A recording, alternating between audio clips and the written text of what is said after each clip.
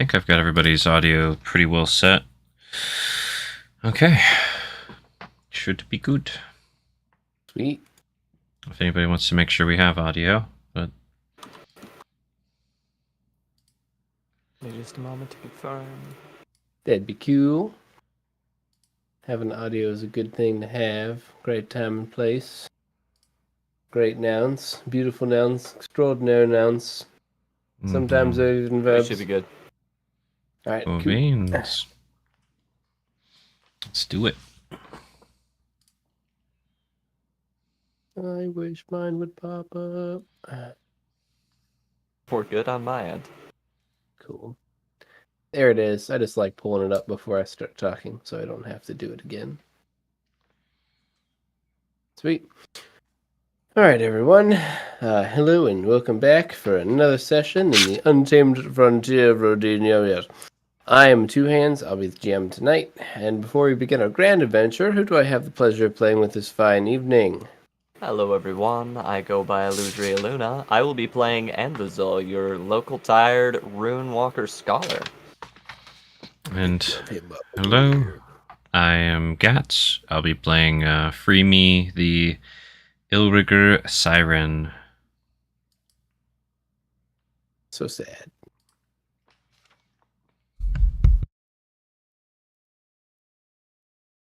Hello, I'm Joe, and I'll be playing your resident straining to maintain Boretheros. So sassy. Thank you. And I'll go ahead and open it up with some inspiration. I was feeling particularly inspired last session, and am awarding an inspiration point to Anvizol for bringing the dwarves, Bowen, and Lyrafin together to embark on this mission, if that's what you want to call it, tying in their different goals and relating it to the promise of prophets. Our last session began, no problem, with the Cobra King's new goblins touting their freshly outfitted gear and baubles to the party.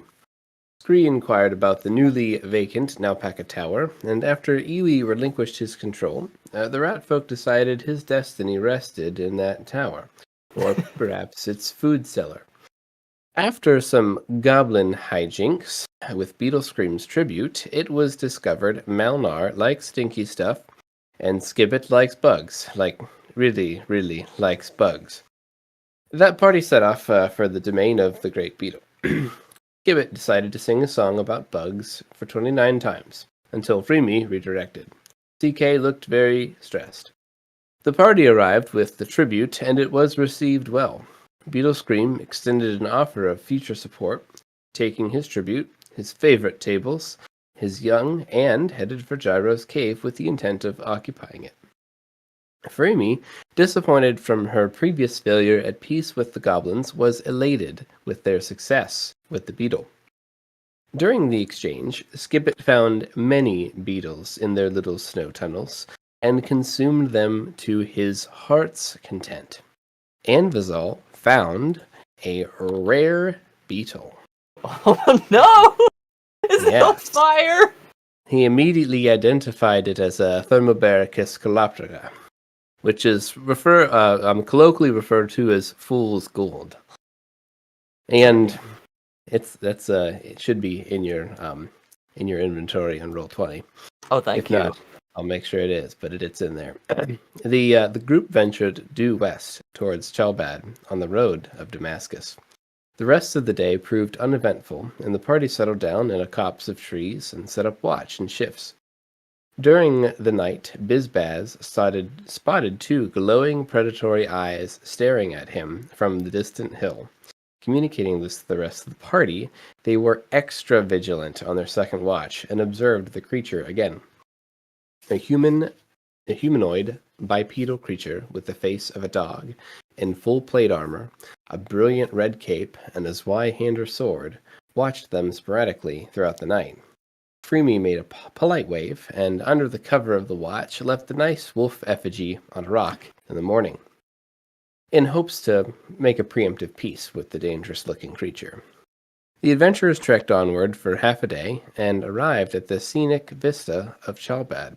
a small collection of ramshackle wooden structures off the snowy banks of glistening Lake Kelvezarock, the last peaks of Razorback Ridge standing sentinel over the body of water that stretched to the horizon, where an ominous fog billowed around the lake's center. Freemy inquired with Iwi about any relations he had with the townsfolk, and Iwi seemed dismissive of any connections, only citing one tiefling named Locklear as an acquaintance and trade partner. The group found a young blue-skinned tiefling sitting on a dock, anxiously, while several hobgoblin craftsmen were hard at work behind a great canvas, veiling the construction of something in the nearby boat slip. This tiefling, named Bowen, introduced himself as the owner of the nearly completed fishing boat, and that he intended to sail out to settle a score and to find answers. When Bowen saw Iwi, Bowen became short-spoken and irritable, citing that Iwi should have come around more. Iwi then inquired about Bowen's father's location and found out that he had been missing for over a month. A great monster, a killer whale named Thrak Dunam, returned to these waters, terrorizing the fishers and disrupting the local ecosystem. Locklear, Iwi's father, sailed out alone, the best of their fighters, to face the beast, and never returned, but neither did Thrak Dunam. As they walked away from Bowen, Echo heard Bowen nervously instructing the hobgoblin craftsman to finish up and get the hell out of here, which he was concerned about and shared with the party. Everyone stopped by the small tavern known as Falsomer's Folly and began drinking with two dwarves, Boblock Heavybelly and John Mom Strongfall, while Iwi began searching for his coin in the secure locker he kept at Shalbad, later learning that he had been robbed. A confrontation began brewing as it became apparent that Bowen spent Iwi's gold on this new project, which was revealed to be an opulent fishing boat with a dragon figurehead on the bow and deep crimson twin sails.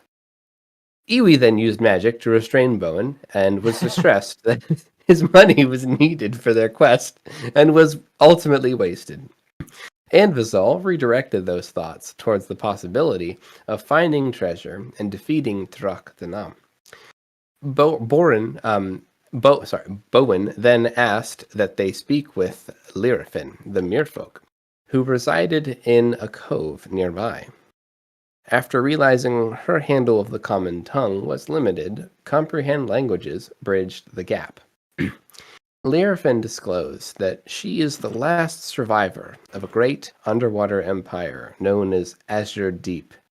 The merfolk had a symbiotic relationship with the once thriving fishing community at Shalbad, according to the merfolk. Her people were driven to extinction by Thrak Dunam, a ruthless killer whale who sank many fishing boats and terrorized the local waters. A vicious band of Koatoa, known as the Bloodfins, made this killer whale their god and imbued it with their powerful magic, as the tale is told by Lyrafin. She wished these Koatoa and Thrak Dunam were brought to justice and held accountable for their crimes. She mentioned that the merfolk had a weapon that would have allowed them to fight back against Thrak Dunam, but it was lost when it was sought to be used in the final battle.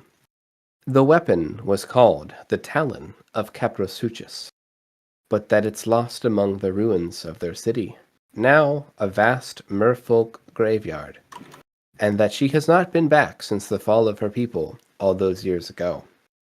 She offered to the party a handful of pearlescent fish egg-looking beads, which would allow the user to swim, breathe, and withstand the pressures and cold of the deep for an extended period of time. Lyrafin was confident they could make it to the lost city of Azure Deep safely, as Thrak Dunam was driven into the coves of their city not by its own accord, and that a creature like itself would not normally enter that area. We return to our adventurers, having just concluded their conversation with Lyrafin, preparing for the dive. Cobra King ventures over to you all from the door of Falsomer's Folly, his 3 goblins in tow, each excitedly carrying a wood mug with the words Chalbad expertly engraved on the side, and loudly eating out of small bags. The Cobra King speaks up. It looks like this is farewell. Until we meet again, it's been a pleasure. Good luck. I It's hope been that an- these goblins are an adequate replacement over time.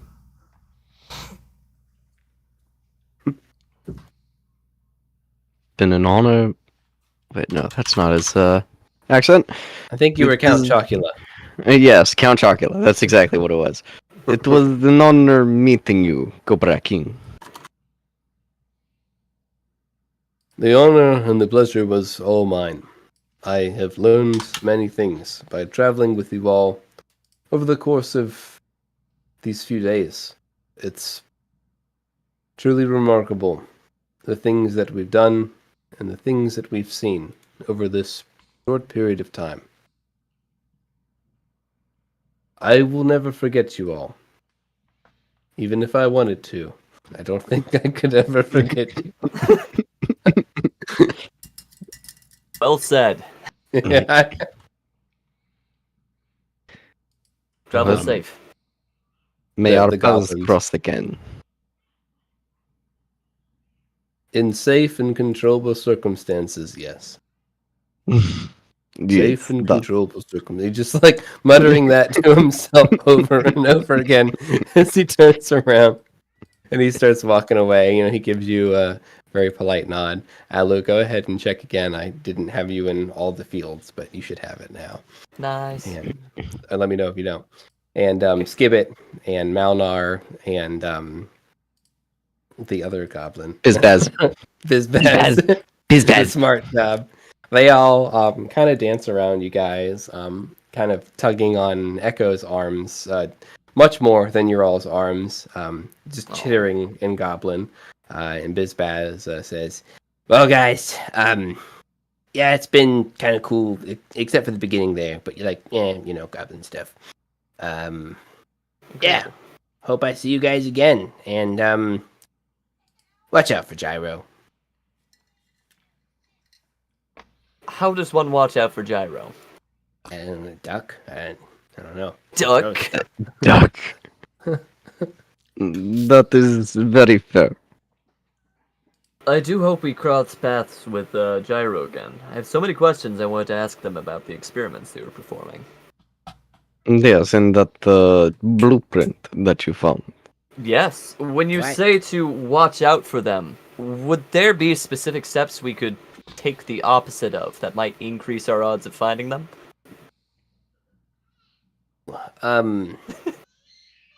I don't think that he's knowledgeable about the such things. I mean, she always likes stealing from super smart people, you know. So if you've got Perfect. stuff I to shouldn't steal have that any looks issue like then. the stuff in our cave, then yeah. Oh, And, yeah, no um, issues, right? Anvizal, none from me. Anvizal is just going to hang a couple of the still needing to be repaired, like science equipment, from his bag visibly. Dude, that might work. That's happening in the background now. He's wearing chains of just alchemy kits. Absolutely, that's happening now. That's pretty great. Quite literally are putting a target on your back. It's only because I trust my companions here to see me through in this. Trust me, I'll make it worth all of our while if we do encounter them again. Even if they So- bring trouble.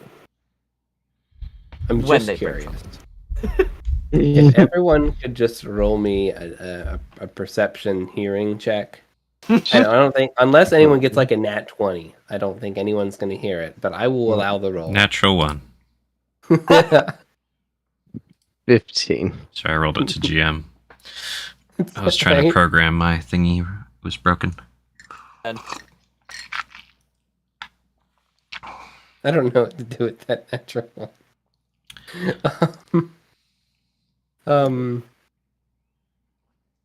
None of you. It's fine. None No. of you hear it. Yeah, it nothing.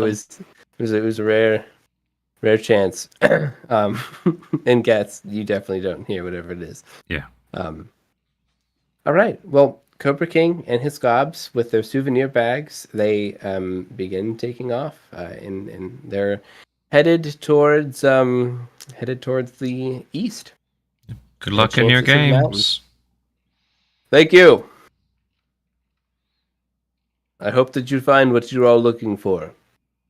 I don't quite know, but I hope you find it. And he slowly disappears on the road. Cool. And so where would you guys think that you are in the, I don't know, the collection of buildings here? I don't quite remember if you guys... We were standing at the dock. We were talking to Larafin right now. Sweet, so we're all still down here. I haven't moved any of y'all. Yeah, also, I am Have you currently on transitioned the black map page. yet for the players? I have, but I haven't. Let's put it that way. I have not done it for the players. I thought I did, but I guess it didn't. Guess it Hey, didn't there we go. snap. How about that? Thanks for the Nice. heads up. Yeah, we're shiny now. All right. Yeah, Good I deal. think where we are is where we would be. You know, we just talked to Larafin and said bye to our Cobra King, and yeah, here we are. Iwi chimes up. So what now? We try to take a risk, and I'm not much of a betting man, but we. And Vazal, you say that we try to recover some gold on this mission from what was your name? Lyrafin. She just whispers from, like, you only see her head up from the water. Yes, from Incredible. Lyrafin. Yes. Is that what we're doing? Yes, I believe so. If no involved parties are opposed, of course. That is, if you're wanting the money that you had stolen from you put to waste. We could also just Oh. sail the boat elsewhere. If you think it'll be a fast way to get us to what your real mission is, Iwi. I know we had planned on traveling across land. For a second, you said sell the boat elsewhere. No, sail. Or, that's another idea, Anvizal. We could... Is there a port or some place where boats are valued? We could perhaps sell it? I'm sure there could be. I don't know any of them off the top of my head. I imagine that there is a place that you can make berth in the town of Calgully, where those hobgoblins were likely from that built this boat. Hmm. They're definitely a rough sort. They seem to be always warring with others and themselves. They're very good at it. I don't know, quite honestly, what to expect. If we took the ship there, it's definitely an option. We'd have to find the port, and really, what we need is money. Well, who hires these hobgoblins to build boats besides this little town? I'm not sure. Maybe we could find out. It's no biggie, though. But yeah, it sounds like so far the plan is to go and find a secret weapon at the bottom of the water to fight a big orca that's been mutated and avenge Lyrafin's people. Is that the plan? Find some gold along the way, because we're gonna need it. And avenge Bowen's father, yes? Yes, avenge Bowen's father. I still don't think If- he's dead. If he's dead. If he's dead. He just... Yes. If he's dead. Well, we were talking earlier. It seemed like you all had some things that you were wanting to do before we considered sailing off. What do you all think that we should do next?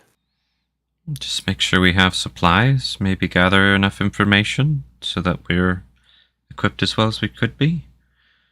A little out of my element going on a hunt. I am as well. I've never really hunted in the water before, and I've barely had to truly fend for myself outside of just, living a normal life. Hmm. But looking at the docks, many, if not all, of the fishing boats that I'm aware of are here, and I assume that folk are back in town, as you would say. Got it. Well, what about you, Bori, Echo, and Bazal? Anything else you want to do before we hop board this new boat? I want to find someone that can show me how to sail the boat. I've never really been on one before. I would like a crash course. That way I know what to do. There's definitely some folk around that could help you with that. Absolutely. Maybe not for free, but I doubt for much at all. There's a couple fishermen who are most likely around. I believe I have a general idea of where they reside. Let's see their names. Paris. And Arton. And I think those might be the only two fishermen currently here. Of course, the third would have been Lucklier. I believe that, and I'll ping it on the map.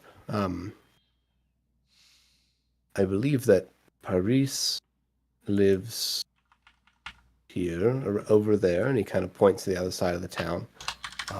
And Arton lives kind of over here, and he just motions behind you all, kind of towards this house. Nice. And who lives up in the big tower? The tower. It's Neola. Neola. Yes, I believe that's her name. I could be butchering it, but I believe she's Bowen. She looks like you. She's one of those tieflings with the blue skin. Interesting. Well, we should go and gather some info then, huh?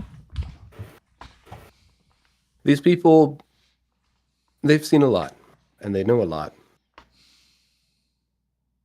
I've never really made it a point to engage them more than I need to, but I am aware of that for sure. Where would you all like to start? Look at the party. Hmm? The tower sounds most interesting to me. Let's go there, unless... Yeah. Cool.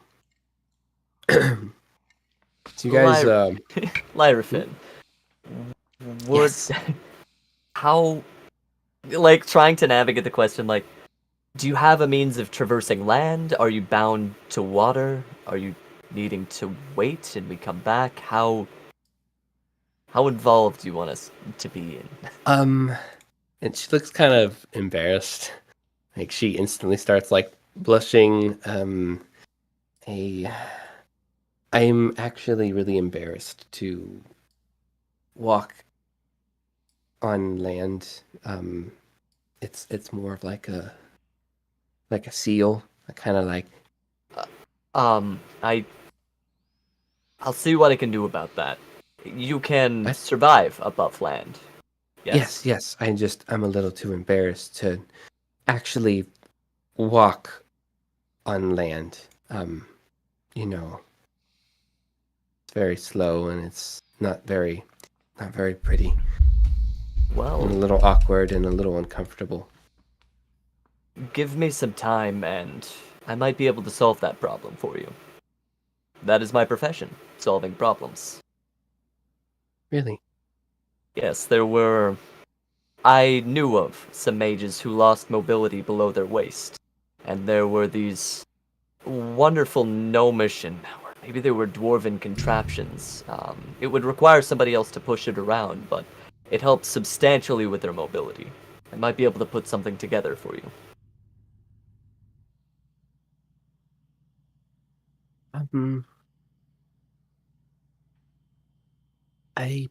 That sounds very interesting.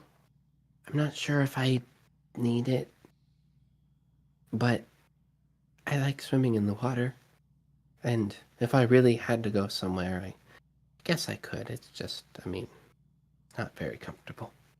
Kind of have to drag myself along. I'll see what I can do. It's just You don't need to worry about it. If I have to, I'm sure we can figure it out. But don't stress yourself out, okay? more of a hobby than anything. But Okay, all right. Well, I won't stop you. Just don't stress over it. with everything that's happened to me in this past 10 day, that would be the least of my worry. I think Yeah. I'm gonna wait by the boat. Yep. It's You got it. Absolutely. I'm gonna go be a seal. I don't yeah. want to walk. Yeah. Basically, at some point, Anvizal's gonna make Larafin like a little mermaid equivalent of a wheelchair. Kind of awesome. Yeah, maybe Boy could just cart her around like woo. It'll be great. But that'll be on the back end. Maybe if we talk to some carpenters, I can get that going, just kind of in the background. Probably. Yeah. I actually think one of the people that Yui mentioned might be able to help you with that for sure. Nice. It doesn't need to be a super long conversation, but that's definitely going to be on my list. Through the tower, though. To the tower. The So tower. you guys snake through these collection of ramshackle buildings. And as you're getting closer to these buildings, one thing that's painfully obvious, you don't even have to roll for it. These buildings, they've been added to and added to and added to, and every addition is usually jetting out at like a particularly different angle, or you've got these balconies or second layers that are supported by stilts or jutting out over the actual original structure of the original building, etc. And it just seems that as more people have settled here, just the buildings have just been added to in unique ways. And it seems that some of these buildings have several different doors. A couple of them only have one door, but most of them have a couple different ways to get in. There are a couple windows still remaining, some glass windows, but any window that's been knocked out has been long since boarded up or obstructed in some way. You do see a couple lines of smoke coming from a few functioning chimneys on some of these houses. And you get to this tower, which turns out to be an addition on a building at the very end of this copse of buildings. And the door is not locked. It looks like a door that's linked to the building that links to this tower. And no one's currently around you guys where you're at on the other side of this collection of buildings. Cool. I think, you said the door's unlocked, but I'd knock loudly anyways, just to see if someone will come to the door instead of, doing a little B&E. Yeah. A little casual beanie, my guy. All right, move you guys over here. And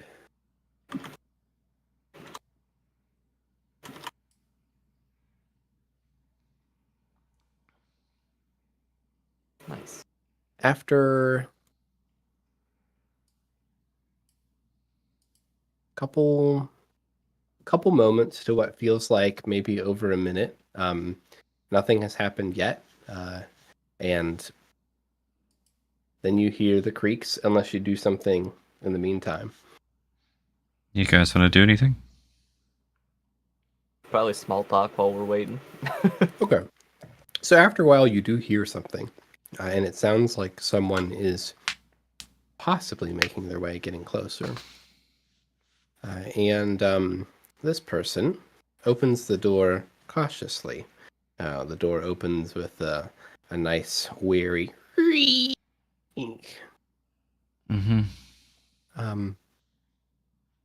Hello. Hello, you must be Neola? Yes, I am Neola. Who are you? My name's Freemy, and I'll gesture to the party. That's Anvo, and Bori, and Iwi, and Echo. And we're just getting some information before we're heading out of town. Are you busy? Can we chat with you? I'm not busy. We can chat. Would you like to come inside? We don't get visitors often. And I don't get visitors often. Do we? And I turn around to the party. Yeah, just nodding. Like, Okay, that sounds kind of nice. sure. I apologize, we don't have any gifts. Or maybe we do. And I'll, accept her invitation and step inside. Cool. Get kidnapped. Hell yeah. Just a little bit. So the building that you guys go through seems to be relative to like one of those apartment like stairwells that I'm sure we've all been in. Okay, yeah. Yeah, and then she opens up a door and you go up quite a few flights of stairs, probably about like 3 flights of stairs, and you've already been up one. And when you guys get to the tower, I guess if you can imagine like a townhouse cut in fourths vertically, and just like a fourth of that is like the space inside this tower that she's kind of appropriated and is in his or house. Inside, she's got a lot of tools, a lot of like tools hanging up, a workbench or two. It's got some heating elements and some candles and like a small like cooking flame type apparatus, kind of one similar to the one that Scree Made off with. Yeah. made decisions with. All set. Ah, yes. So I'm curious what your characters would think of the overall smell in this room. It's like a lingering scent. Yeah, it's a fishing village, but this particular house and room definitely smelling a little fishy. Definitely smell a little fishy. I don't think Freemy would mind at all, given her background. But, probably had to deal with a lot of strange smells. Mm-hmm. Not you Enfo's probably guys. got their nose kind of crinkled up. He's more of a like old mildewy like library smell. Like that's what he's adjusted to. Fish is not on that list. This is probably quite distasteful right now. There's also Bory's some probably. wood. No, you're good. Bory's probably the same way, nose crinkled. He's used to like the open like road and stuff like that, and dirt. So he's probably like rubbing his nose. Yeah, it's a little strong in here. But there are a couple like nice potted plants, and some of these plants definitely are not from around here. Nothing like what you guys have seen just in like the temperate deciduous forest in these mountains. Mm-hmm. I don't really have a lot to offer, but I'd be happy to make you all some tea. Would you like some tea? Some hot tea? Sure. That sounds lovely. It sounds- Yes, please, by all means. That would be wonderful. And so, go ahead. They have plants from all over Iwi. Maybe they'll know about yours. Hmm.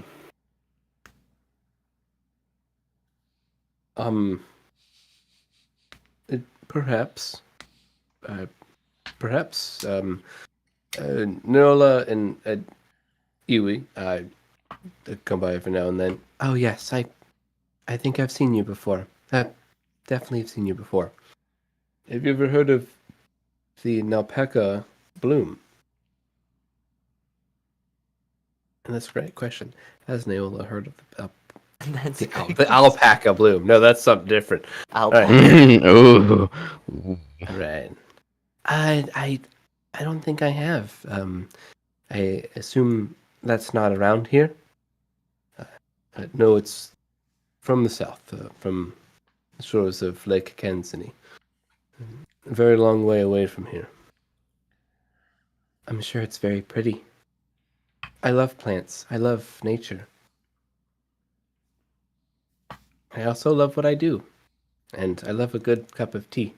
And you hear the little clinking of glasses, and as she's pouring tea from a tea apparatus with the little filter and everything into a couple teacups, and she brings it to you all in her sparsely furnished yet cozy little slice of home that she has. Clearly, in this place, all of the wood, all the walls, the ceiling, etc. It's all very old wood. It's definitely not the first tenant, and the possessions that she does have are well taken care of, but they're definitely pretty simple. Kind of like a little bit over sustenance level living. And The what tea is it? leaves Oh, go ahead. It's a nice calming tea. It's my favorite, and she takes a sip. Cool. I'll sip tea. Absolutely. Absolute tea. Some liberty. Exactly. Liberty. What brings you all more than just passing through Falsomer's Folly, I imagine? Chalbad is little. Nobody cares about Chalbad. No one... I never expect anyone to visit me as well. What brings you here? I think we all have different reasons, but we're on the same road for now.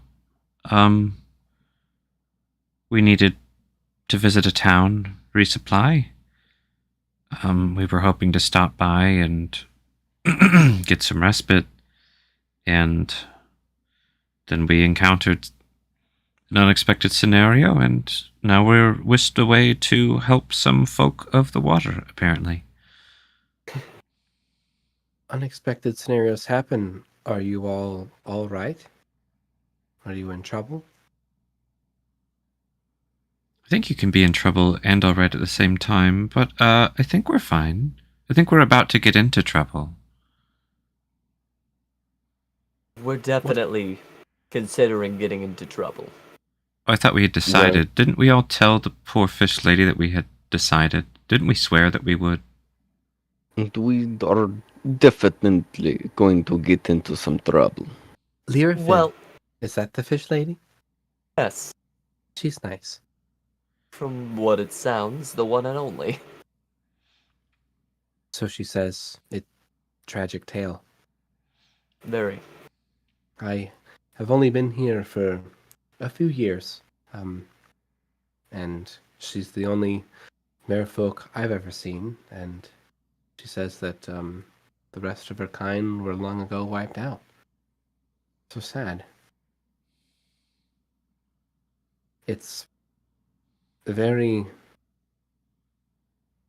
sad to hear tales of folk just trying to live, and others coming in and making it difficult for them, wouldn't you say? Certainly. I wonder if there was a way that those folk could have coexisted without slaughtering each other.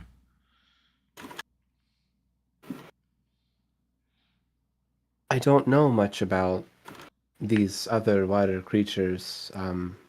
The name is Koa something. I've never seen one. I couldn't tell you really anything beyond what I know from Learfin. Do you know anything about those creatures? Ooh, that's a really good question. Do you mind if I roll like a history or something, GM? Go ahead. Yeah, I don't care. Y'all can roll if you want. Oh my god. 26. You read a book. Yeah, no, You read a book. this is absolutely book knowledge. Apparently very substantial book knowledge.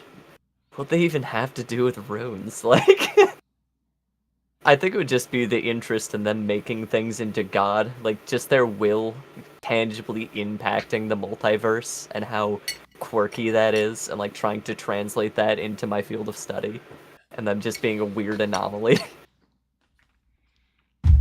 I like it. Yeah, I think that's pretty fair to say that Bori and Anvo, you guys definitely know about Koatoa and the basics of their religion and maybe even their society. And Anvo, definitely their magic, and Bori, if there's any interesting facet about them that you'd like to know, I'm sure it's pretty reasonable. Possibly the way they fight. Cool, yeah.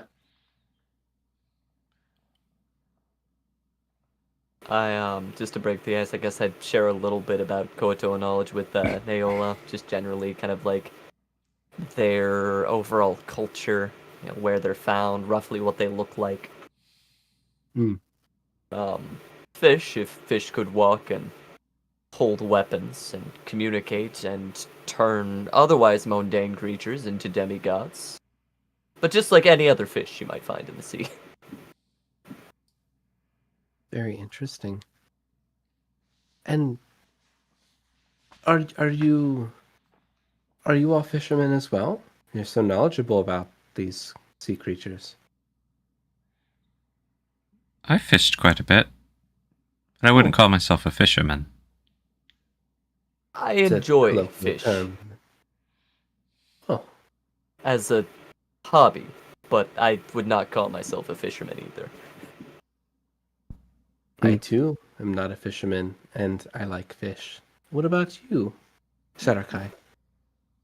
But I have never once set foot on water, so no, I'm not a fisherman.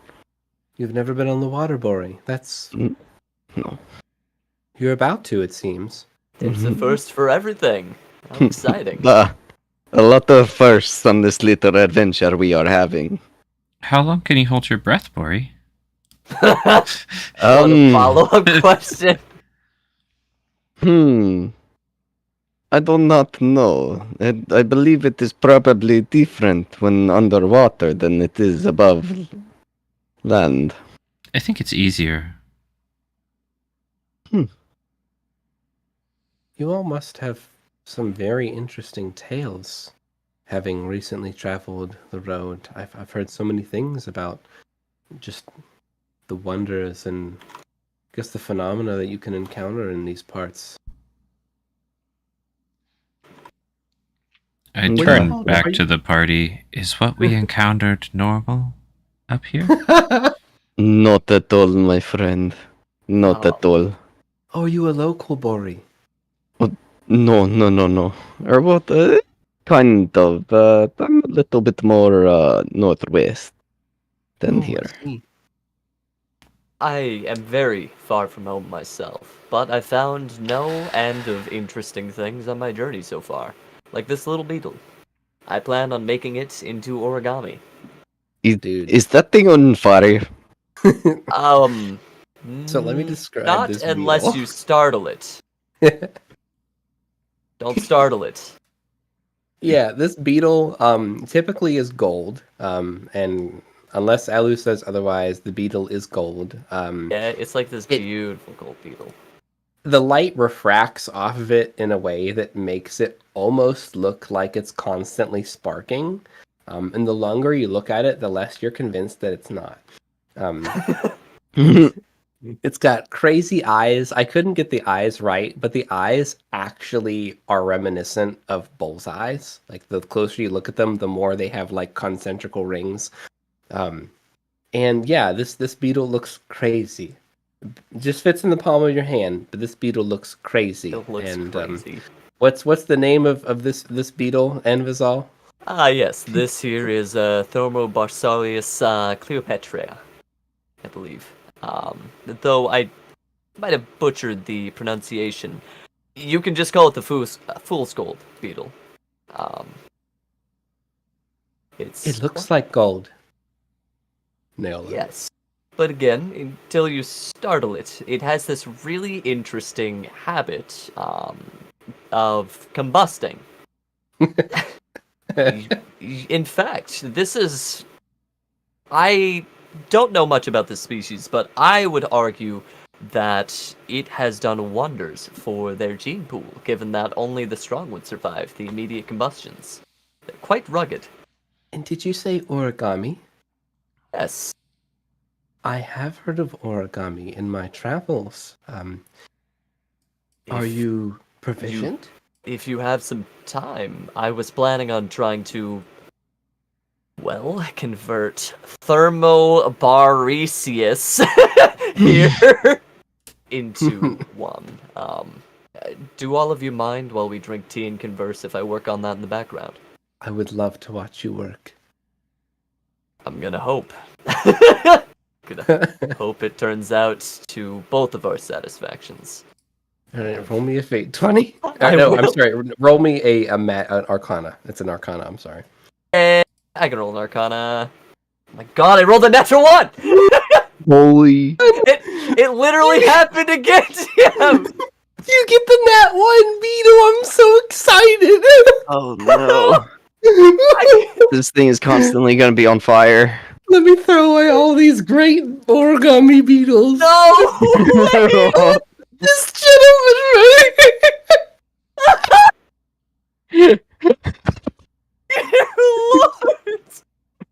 Lord. Oh, I love it. Stop. Like you keep folding and you're like, oh, and you keep on folding and and eventually you just give up and you just commit. And I just, yeah. That's incredible.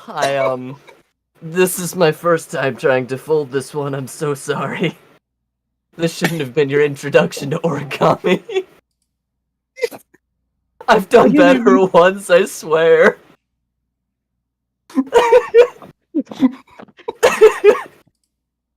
That's pretty good. I'm quite pleased with that.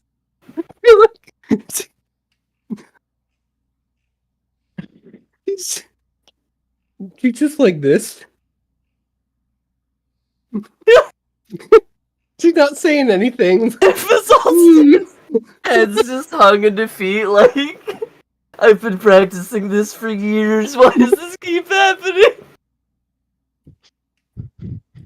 Oh, it's incredible. Oh my god, that's yours now. Yep. Holy crap, that's amazing, I love it. I can't say I've ever seen any origami like that before. Well, do you have any other origami? I do.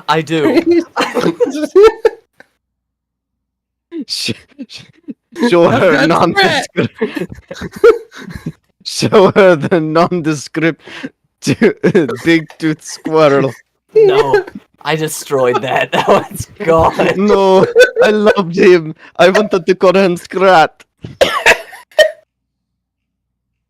Oh, I'm Scrat laughing is so much I'm overheating. I'm sorry. no. He should have never been. He should have never existed. Oh man. So yeah, I'd probably just show like a cute little catfish shark because she said she likes fish. I probably have Nice. made one of those. They're relatively simple. They're like really cute. I probably used like some of my little silvery like foiled paper to make that, so it kind of blends in. I won't even make you roll for it. It's Yeah. I that's very nice. It's. I think it's a much improvement over the beetle. Is he stuck that way?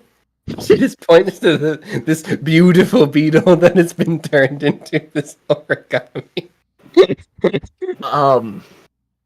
until they are undone.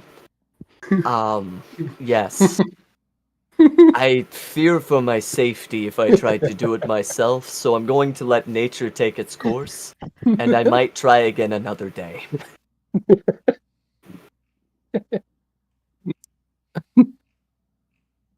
Very interesting. I'll say. It is something. The both times that I have seen him attempt to make something out of origami, what is the phrase? Did not go according to plan. Very This one I interesting. think is the worst, though. The worst so far. Do you all have Incredible. friends in these parts?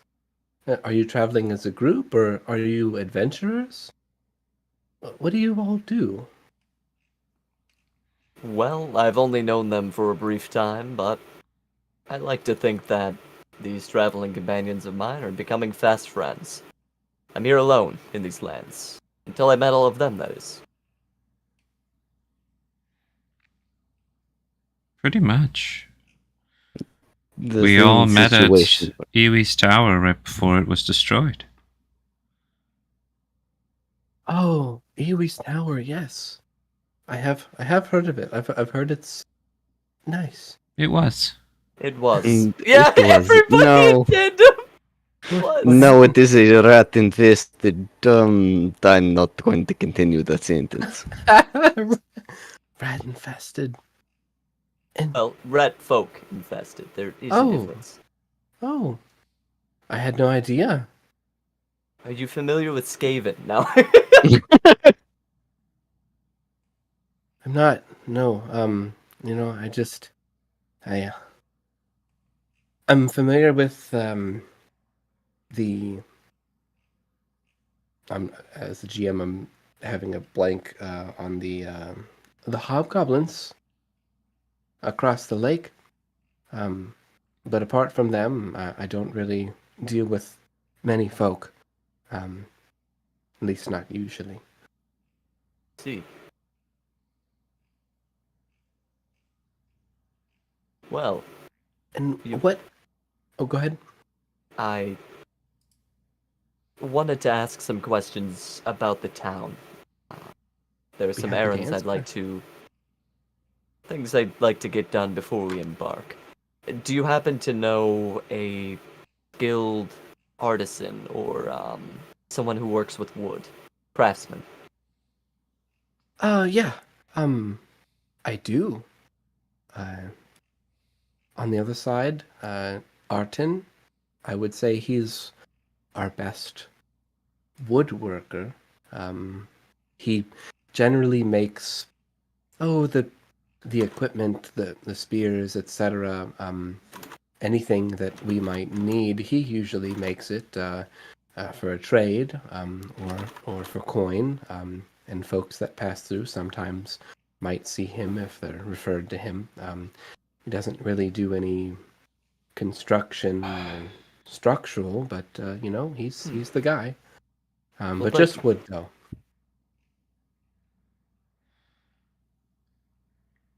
If it was something metal, you'd probably be better off seeing Ralik. He likes to tinker with metal in his free time when he's not spending his day in prayer and helping the sick. Where can I find him? He's a couple houses down, and she'll point out of. She'll open her shutters, and then she'll point right over here.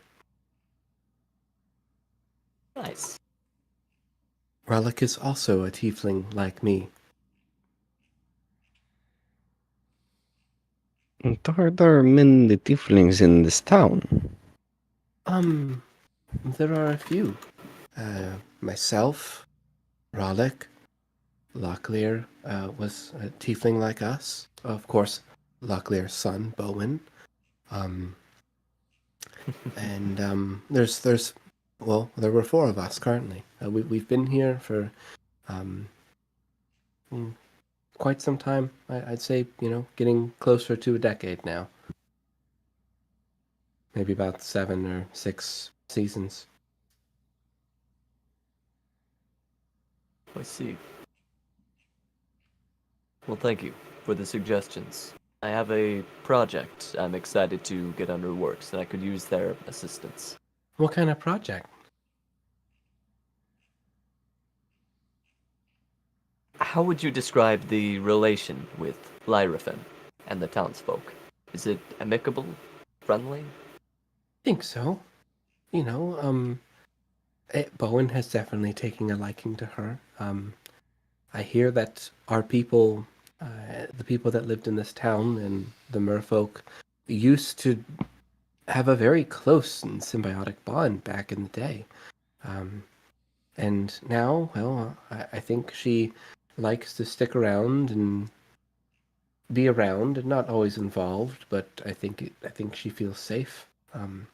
Apart from that, I haven't really asked her. I don't often talk to her, but she is very nice.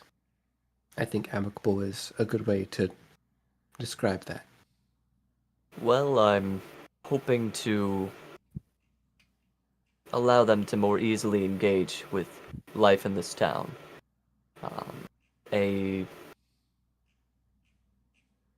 Suppose a device of sorts that will allow them to more easily traverse land. Interesting. I never had thought about that. Well, I hope that you succeed in your project, and I hope that it's well received. Looks down at the beetle. So do I. And what about you? Freemy, right? That was your name? Yeah. Well, I guess my stage is learning, exploring, trying to understand the different people around these parts and see where I fit in. I generally specialize as a negotiator, but like a nice one. A negotiator. Like a nice one. Have you had any recent negotiations worth mentioning? Any successes? Yes, and failures as well. We failed with some goblins, which I was warned would happen. Masterless goblins are apparently notorious, although they weren't masterless, so I was right about that. Anyways, we failed because we didn't even get to really talk with the leader of the goblins before it became hostile. But I was able to convince a new ally to befriend us after we dealt with those goblins. So, one potential loss of an ally turned into a new ally gained. Apparently the goblins had been harassing some of the folk around the area, including Iwi. They have his furniture.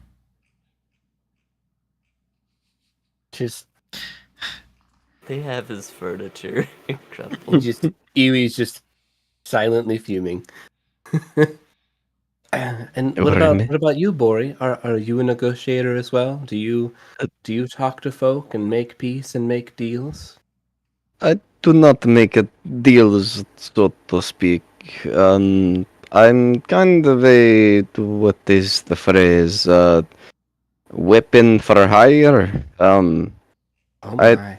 I deal with problems that people present to me, like the goblins. The people that were being harassed, they sent me to them. And Well, that is how things worked out.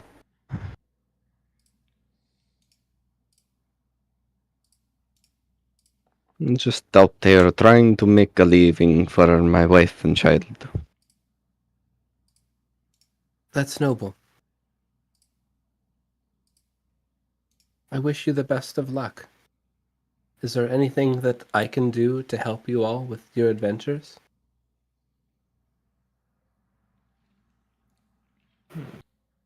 You can tell us everything you've learned about this big monster that we're supposed to go face.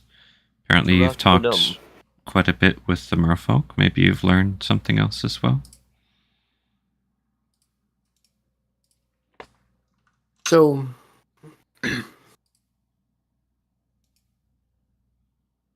what I do in the town, I have this, and she pulls out a miniature statue of a horse, of a black stallion, that I came into my possession when me and the other tieflings arrived in this area many years ago.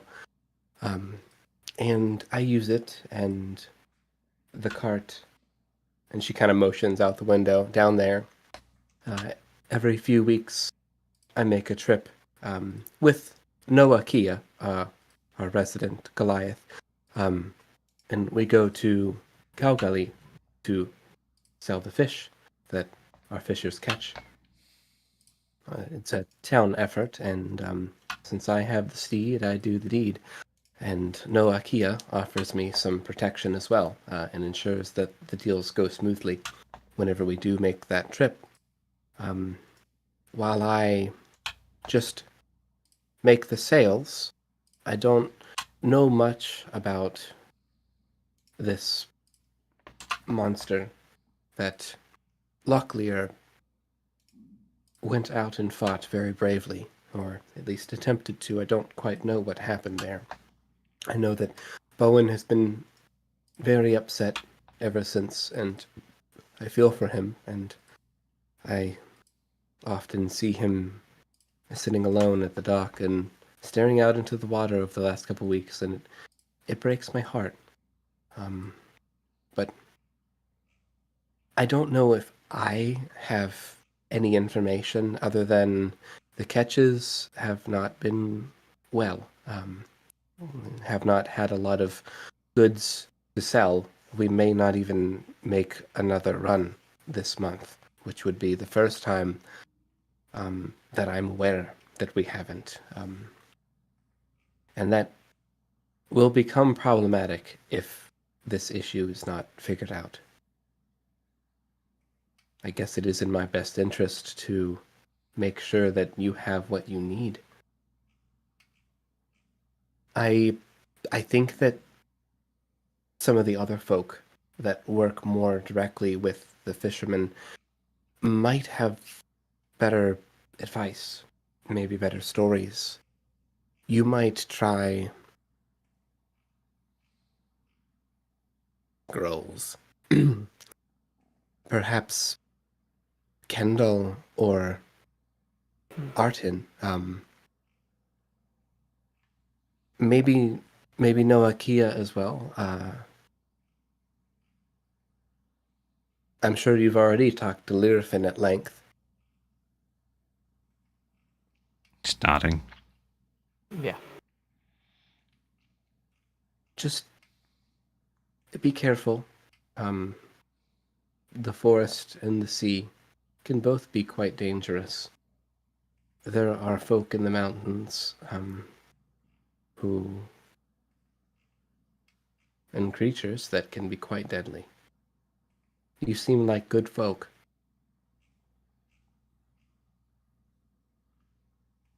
Thank you. You as well. Is there anything else I can do for you?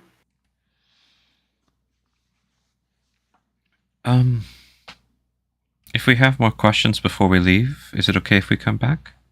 Oh, absolutely. My door's always open. I think we'll go and try and find some of the folk you mentioned then. And we might come back and at least say goodbye before we leave.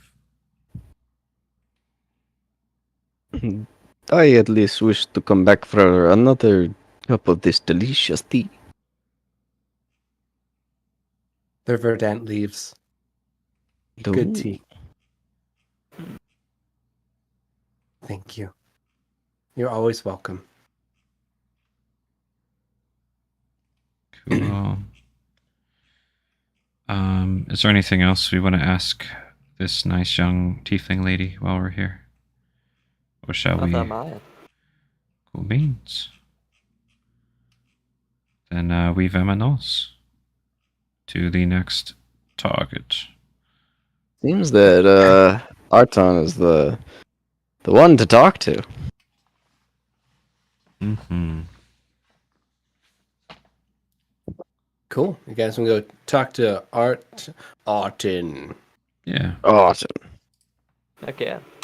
Almost called him RTM. Artyom. Artyom. RTM. I like it. Artyom. Such a good game.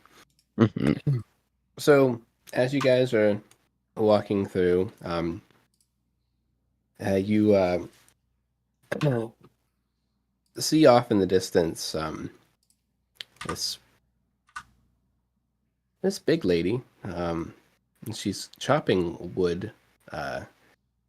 She's holding a pretty big axe. She's got a wicked scar and some pretty wild hair. And she's splitting like thick, knotted, just stumps, and then splitting them and quartering them and turning them into firewood. And that's off in the distance. And then you guys arrive. That's the only person that's outside right now. Okay. You guys arrive here. This is where you were told that Artin lives. Nice. And Okay. Artin, I suppose you guys knock like you did last time. How do you want to handle that? Double Yeah. knock. Sounds Yeah. good to me. Knock, knock, knock. So you hear, sounds of boards dropping. It's like a very characteristic sound. Ding, ding, ding, ding, ding, coming. And before he opens the door, who is it? Free me and some others. We're passers through. Here to trade? And Maybe. he opens the door. That is my hope. Maybe. And a handsome-looking, he's not a tiefling. Even though I've got tiefling art, he's a Frostvale elf. That may be messed up on the art there, but blue-skinned Frostvale elf with white cool hair and a fuzzy parka with a little gold insignia on his little poncho thing, whatever you call that. Well, hey folks, I'm Artin. What can I do for you all? I'll let you guys take point on this one. Gotcha. Would you like to go first, Danny, or shall I? My business is something separate from our quest of heading out onto the water and sorting the woes of this village. You can start. Very well. Hello, my name is Bori. We are kind of going on a little bit of an adventure on the sea, and not speaking for the rest of my compatriots here, I have never been on the water, and I do not know how to sail on the boat. From what I hear, you're something of a sailorman yourself? Yes. I am a fisher. Not by far the best, but I'm definitely part of the trade. I work on the boats. I usually take care of more of the needs of my fellow fishers, making nets, making spears, etc., harpoons, you name it. I'm usually keeping us supplied out there. I try to lean into that talent as much as I can, and as meager of talent it is, it seems to have a place. Everybody needs things.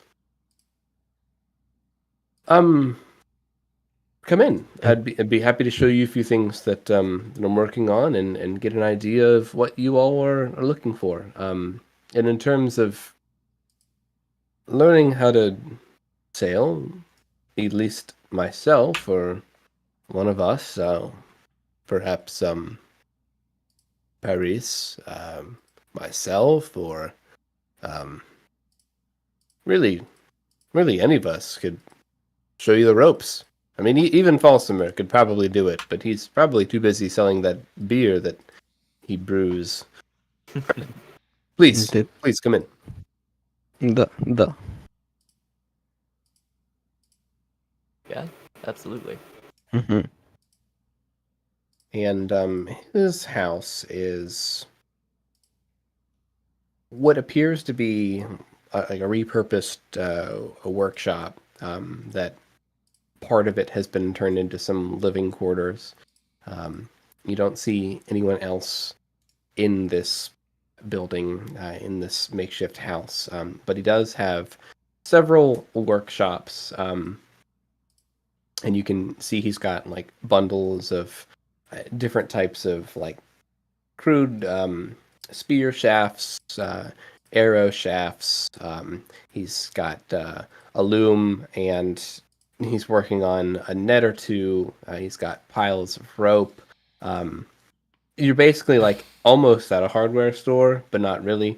That's awesome. He's got some lathes and a few hand tools and the occasional like 2-person saw, and a few other like crude analog bench table tools, like a hand drill, hand press, and a few things like that.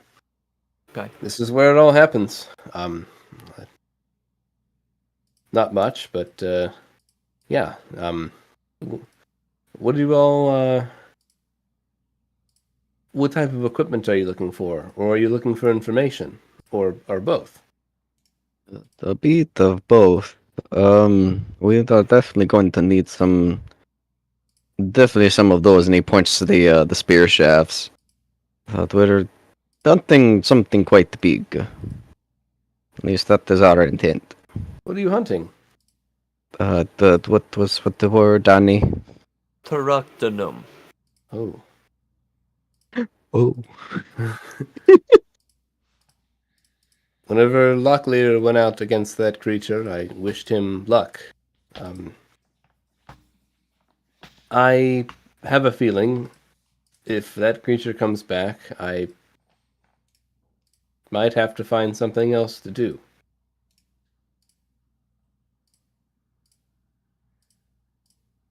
Well, hopefully we can get rid of it then. That is why we're here. That exact purpose.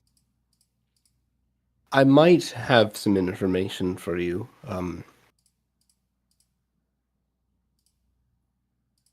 Locklear, before he sailed out, he did come to me with an unusual request. I can't say I quite understand it, but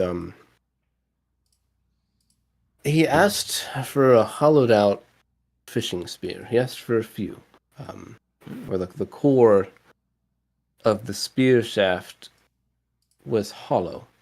And then he asked me to fasten them to these dead gleekerfish that he provided. Gleekerfish, you familiar? If you want, you can roll a random arbitrary history check, but I don't know quite much about the creatures myself. And was all with the 22. Fish are a hobby, apparently. The only origami I've ever done well, too. What are gleeker? Again, this is literally just book knowledge. Like, probably nothing practical in there. Like, breeding habits, where to find them, temperate climates, like... Yeah. So they're a rare fish that can be found in this lake. Freshwater species. They have the ability to quickly get away from predators or like shoot a jet of water by swelling up and then going like that. Nice.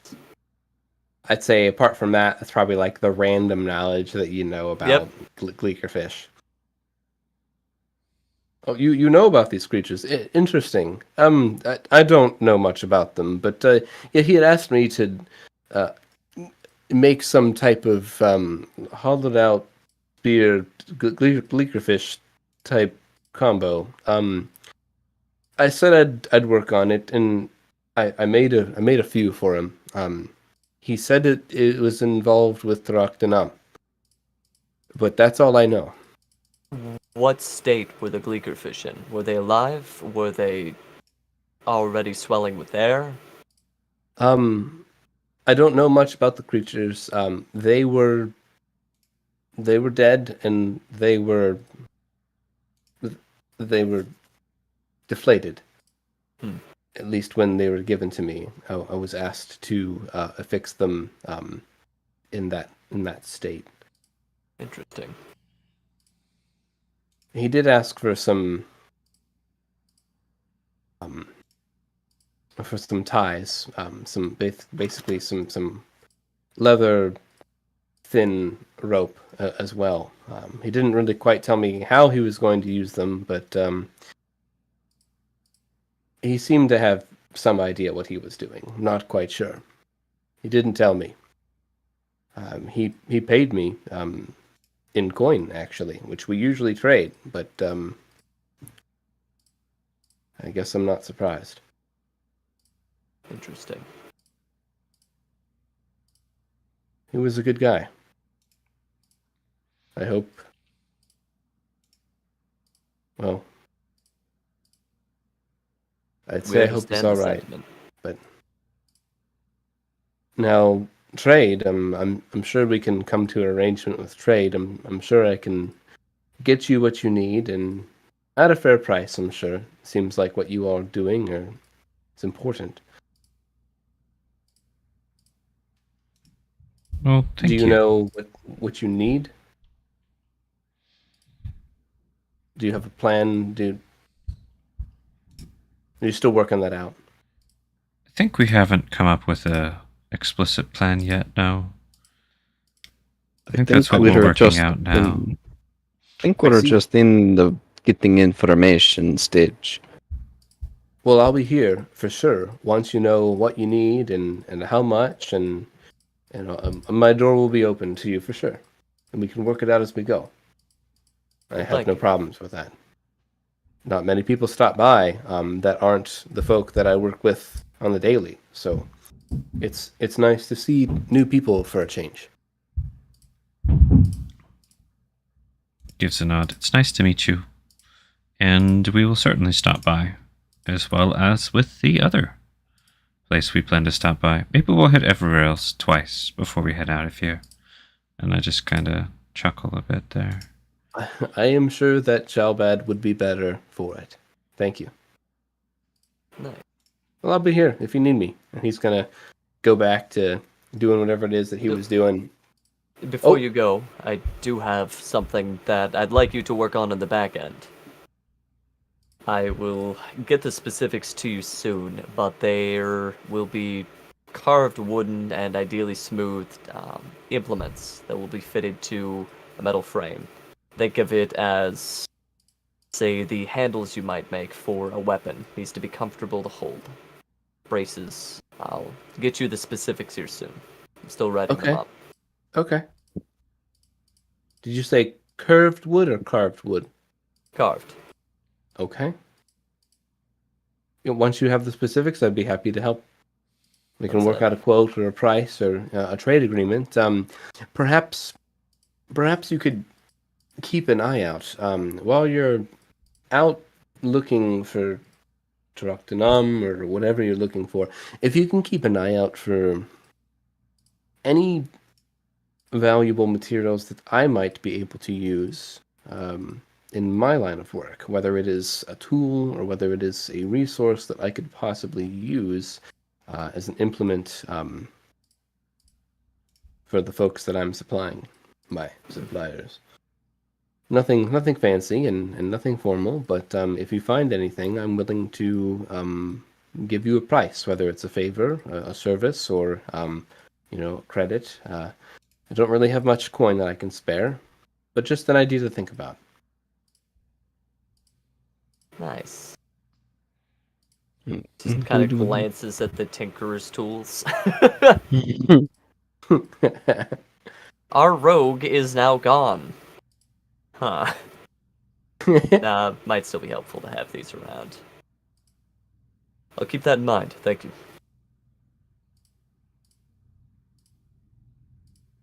Well, if there's nothing else, I'll see you when you come by later, right? Sounds good. We'll try to have a list next time. No worries. The fish aren't biting much anyways, so I've got time. Hopefully, Do you know where you're going next? My hope was we would go communicate with Rollick next. Rollick, he's a good guy. He's the, I'd say yin to my yang, but I don't know any other,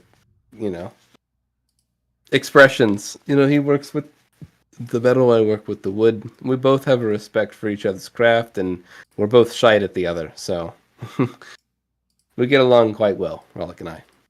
Do tell him I said hey. You complement each other. Yeah. Usually his work and my work are inputs for each other. And neither of us need to learn how to do the others. And that's one of the reasons why I like him. Sounds like a wonderful coexistence. And he's a nice guy too. He's big into the prayers and such, which is fine. I don't personally share that with him, but he's never mistreated anyone. Gives a nod. At least that I've seen. Good to know. Good to know. Well, thank you. Be safe out there. You too. Hopefully the fish will start biting again soon. I hope so as well. I'd say I pray for it, but I don't believe in gods. Oh, well, let's hope they stay out of your business in that case. It's like that, isn't it? And Nice. he kind of goes back to his work and gives you guys a nod. Cool. Next up. Next. Absolutely. This is pretty great. I'm really curious what he was going to be doing with those dead gleeker fish. I know they expand and blow out air, and combining those with hollowed spears seems interesting. Do you think he was trying to make some sort of device that once you stick Tructonum, it might float to the surface? If you got enough of those spears in there, it might work. That's my best working theory. Do we know how big this creature is? I am not familiar with what a killer whale is outside of some books that I read. Its name is Apt, and that was before Goto influence.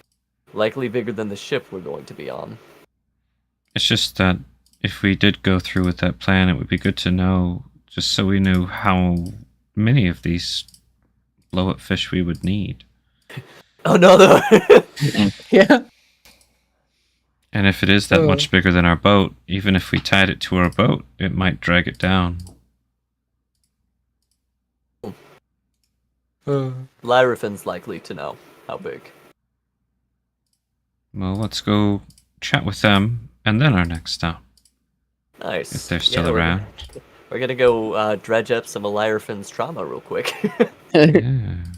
Yeah, you could probably find her. She's just hanging by the boat, kind of small talking with Bowen. Nice. Just kind of hanging on the side, nothing crazy.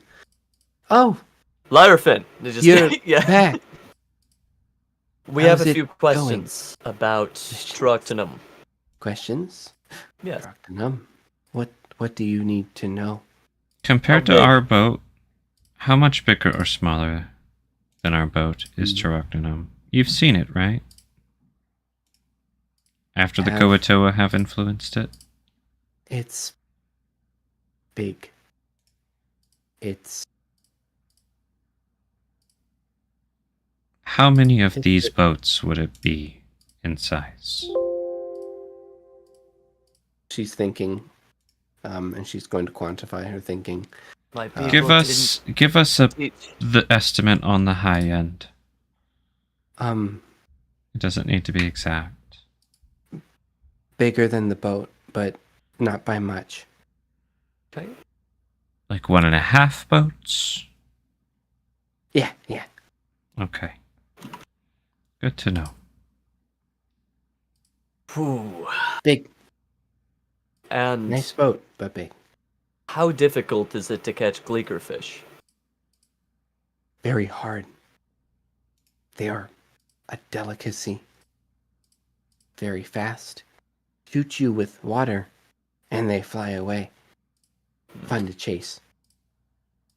Would you have fun gathering as many as you could for us? Hard to catch. But could try. What if I gave you some salted fish now to give you energy? From the I like- Feywild.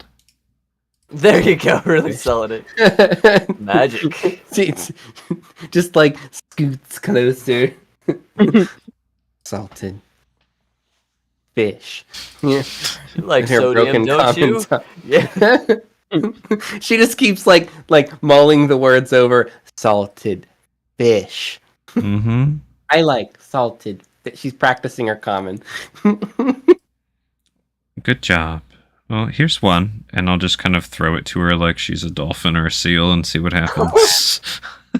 She literally described Damn. herself as a seal like Um, moments earlier, so Yeah. It's. How would she react to that? There's That's just a the little fish, sassy. like, it's dried and salted, so you know it's thin. But, like, yeah, just kind of toss it at her face. That's what Freemy would think is appropriate with her Yeah. past within her. Like, Freemy would think that was polite. You don't want to get greasy stuff on your hands if you have to. She there you just, go. Especially if kind you're of like- swimming.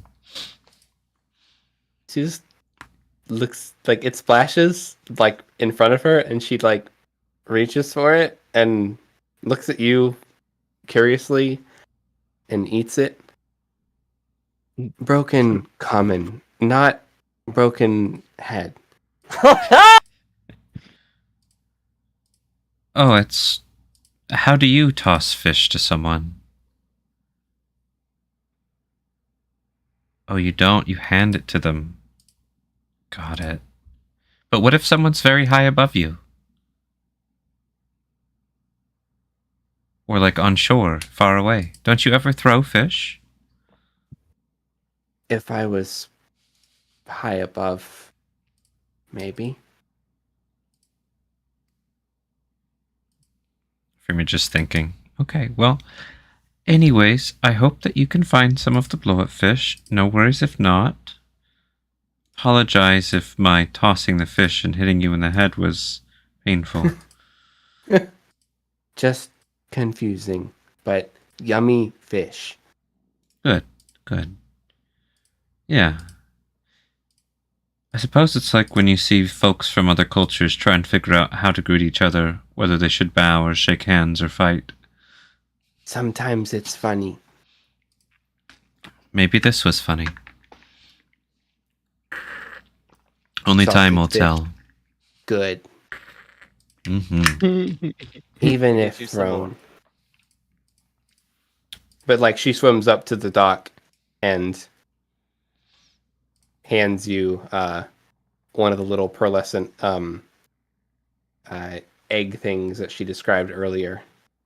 Cool. Ending is nice too for merfolk. Thank you. Don't eat it yet. Okay. Do you know if these are magically imbued? Made by the priestesses. Only a few left. When we visit your city, while we're looking for Caprasuchus, we might yet find others. I have a way of seeing, even in the dark, things that are magical. Like little beacons. could be a chance, but probably sacked. Probably all gone. I understand. We'll make them pay. Haven't been back. Don't know. Nodding. See what you can catch. We're getting everything gathered and ready on our end. Cool. I will roll a fate 20 for Learfin, and we will see if she's able to actually get any of these little bastards. Nice. Off to Rollick then. Mm-hmm. Indeed. Go. Oh, excuse me. Knock, knock, knock. Knock, knock, knock. So you hear ting, ting, ting, ting. You know, not like a heavy ting, but you know, Let's little just go hammer in. tings. They sound like Yep. they're working. Yeah, let us in. Oh, hello. A pleasure. We've come here for business. You are Rollick, yes? Yes, that is I. Welcome. Who are you? Acquaintances of Bowen. We're undertaking an important mission on behalf of the town, and we have some things we need to sort out before we get going. The young lad. The one Shame who's- about his father. Aye. That's to be our quest. We're going to ensure Tructonum was laid to waste, and see what we can learn about his father's whereabouts. We have some questions, if you have the time. I can make some time. I'm working on a little project right now, but there can be time for that later, of course. You're seeking to hunt Tructonum? Is that what your intents are? If we can. That's. I wish you the best of luck, and I hope that your quest is unfounded and that he is already slain. In fact, I pray it. That would be convenient. Maybe we're just the ride home. But that would not explain why the fish have been very. What is the word? They're not around? Maybe he's stuck out there hungry, eating them all. And I just kind of like think that I'm funny. But it's not that funny. It's not a funny Yeah. joke. Fish come and go. And I'm not a fisher. I don't know the waters. But nevertheless, I pray. And I hope. What kind of business are you looking for? Amazon. Ani. Yeah. So, What business are you looking for? I have a contraption that I'm working on, and I heard you work with metals. I do. Yes, nothing really heavy, but I enjoy light metal work. Small repairs, trinkets. I'll make the occasional knife or two. An axe blade. Noah Kia out there often comes to me for repairs to her axe. I've reforged the head once or twice. I definitely need a bigger forge if I do anything larger than that, but spearheads, arrowheads, Okay. what do you call that? Harpoon heads, you name it. I typically do that type of work. And in my free time, anything decorative. Decorative. I'm quite good with detail, actually. And trinkets. I've even been known to make the occasional nice piece of jewelry.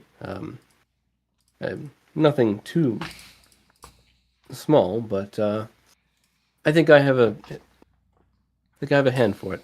I have been blessed with the skill, and I try to use it in a way that is helpful, and ultimately just humble work.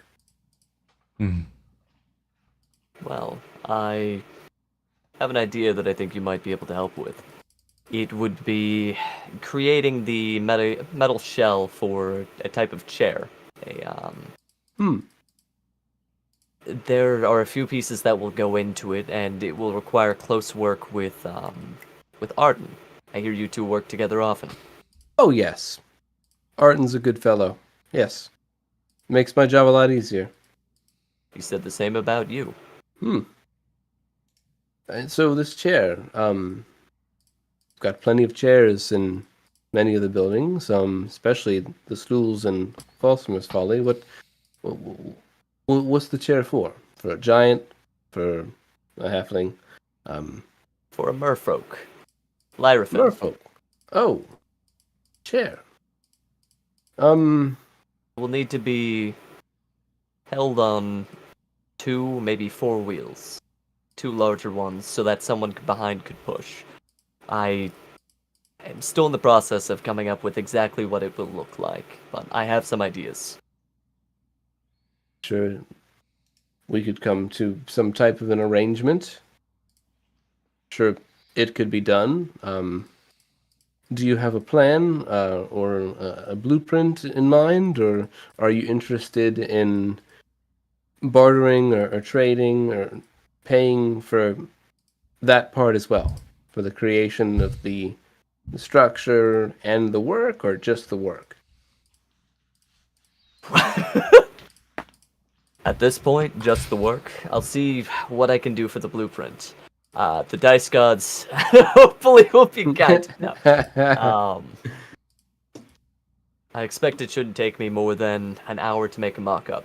I'd love your professional opinion once I do have a draft. I just wanted to give you an idea as to what I'm planning.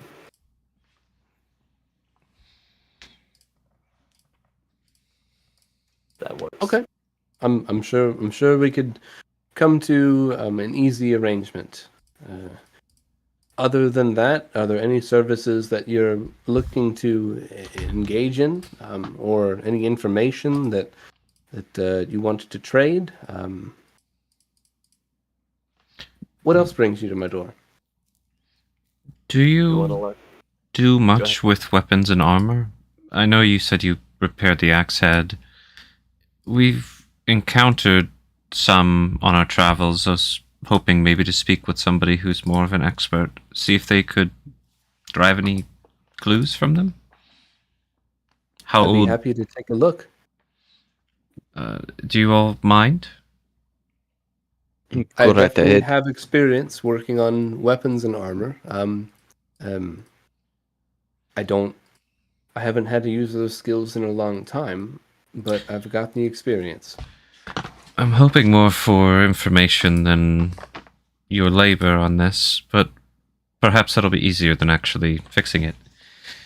And I'll Let's pull take a out look at it. You have the satchel with the raven armor and the chipped up short sword with infernal-esque origins for them to take a peek at. The ones we found in the crypt, if you remember. Nice. Sweet.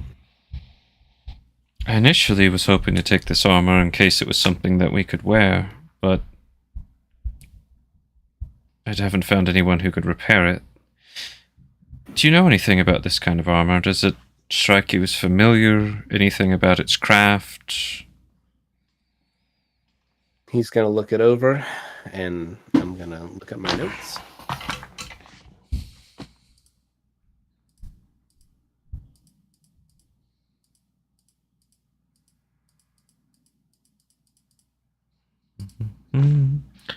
And while you're thinking of it, this short sword, the same thing. Who might have made it? What's it made from? Who might repair it? Can you repair it? And then also based on the pitting and things, I know sometimes blacksmiths can give a rough estimate on age, or at least whether it's been used much.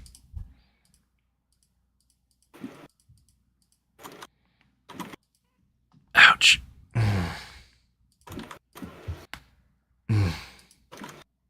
So you're just the sword and the armor, right? Yeah, that's all I'm presenting to him right now, unless anybody else has other stuff they want to suggest or propose. So he'll look at both. He'll look at the chest plate first, and he definitely has some knowledge that he can share without having to roll. And he looks at the Hellblade. Both of these have magical properties. Oh, For starters, now I can certainly divine and gather more information on both. And in doing so, I could pray to my deity and could get some clarification on these items. I could also tell you what I know as an experienced worker of metal and repairer of items like this as well. The latter of which I could do free of charge. What information you just want? What I can discern from it? How would you like to do this? Let's start with what you know, and without praying to your deity, perhaps it'll answer my questions. What can you suss out just by looking at them? It appears that this armor, as he's turning over this breastplate, this black breastplate with the gold filigree and the raven wings on it, very fine craftsmanship. This is interesting. It's definitely going to be hard to determine how old this piece is, because I can tell you that there's no blemishes on the metal itself that would have normally come from age. I've seen this been addressed with magic before, and can sometimes be achieved with a sustained and flawless amount of polishing and treating and maintenance. The breastplate itself is fairly undamaged and very usable. These straps look like they need some attention. We're very high quality leather, and it's leather that I do believe that I have around could possibly repair this. How long and how much would that take? I'm just curious. And would you like a fitting to be quoted with that as well? I look around at the party. Perhaps. How much does a fitting run? We might just be holding on to it to sell, or maybe even trade it with you today, depending. To get this armor put back together in a wearable state, as it is now, that would run you no more than 5 silver.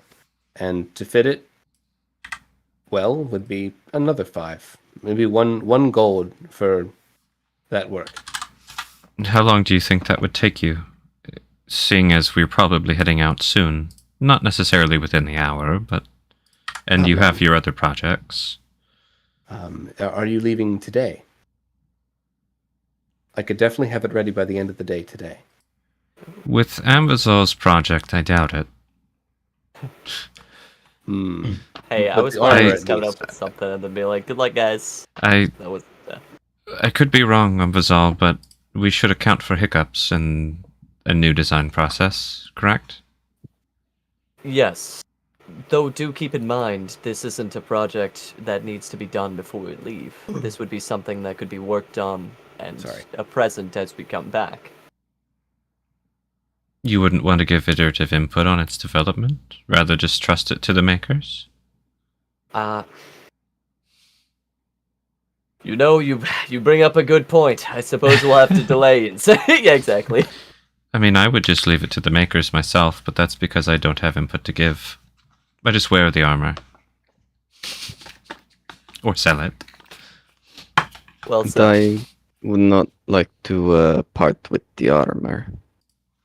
If no one chooses to wear it. I suppose we'll be holding on to the armor then. I'd very much like to get you armored up for me. Yes, this is not really the best for what we're doing. No. I could pitch a few silver. And there, I will pay for the whole thing, and he's just gonna put a gold on the counter. Oh, Incredible. okay. Are you sure? I have gold too. And I am sure. I would very much like to see this armor in working condition. Does anyone else wear armor like this? AKA medium, if I recall. It's for the set, GM, can you clarify it's like a breastplate, right?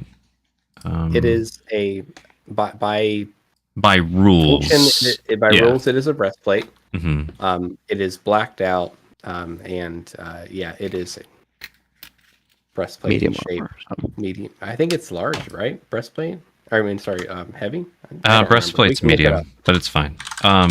But it is a breastplate. Yeah. Let's see.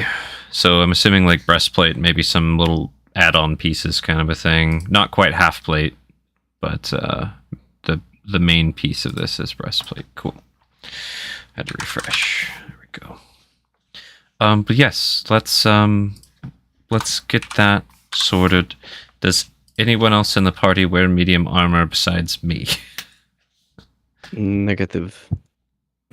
I could hardly move if I put something like that on. I can only wear the light armors.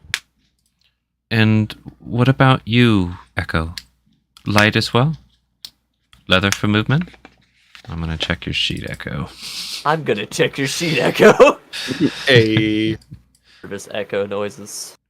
Show character sheet. Technically, yeah, Echo can wear medium armor as well.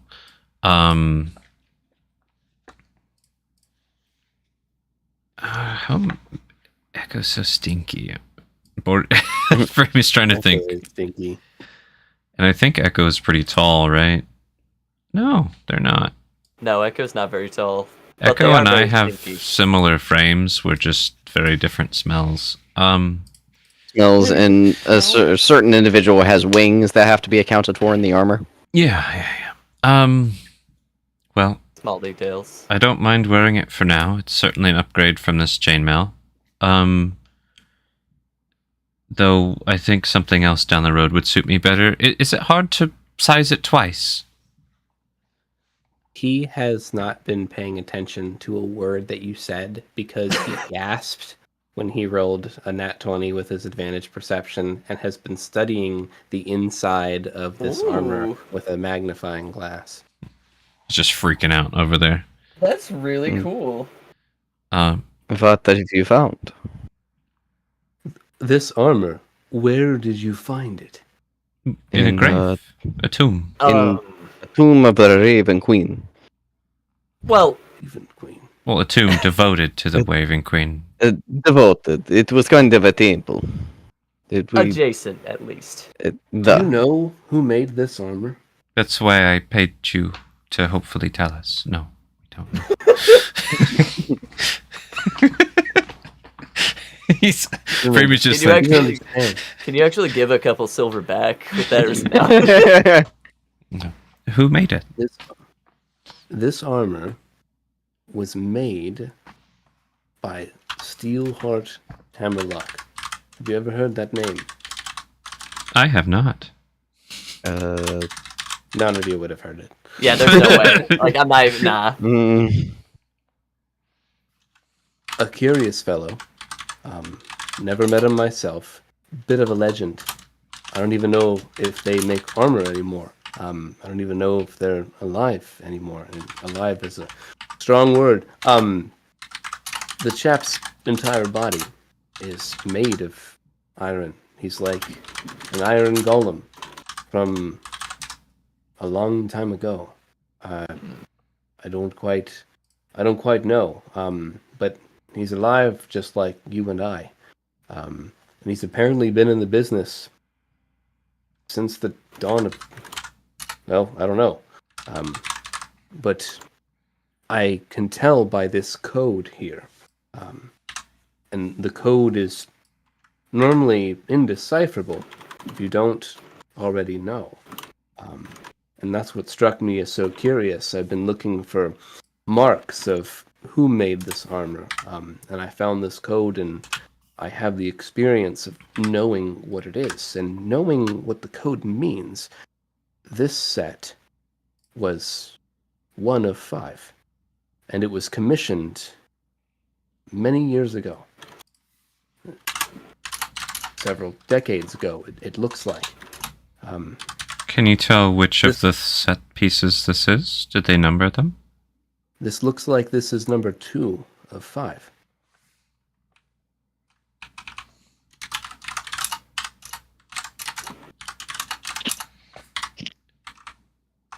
Interesting. So we know who made it.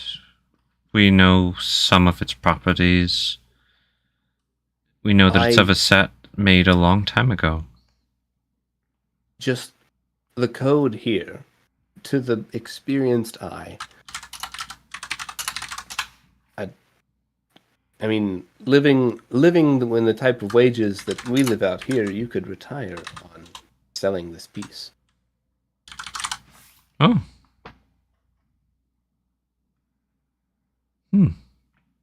Their work is masterful. I mean, look at the quality. I didn't know that they made custom requests like this.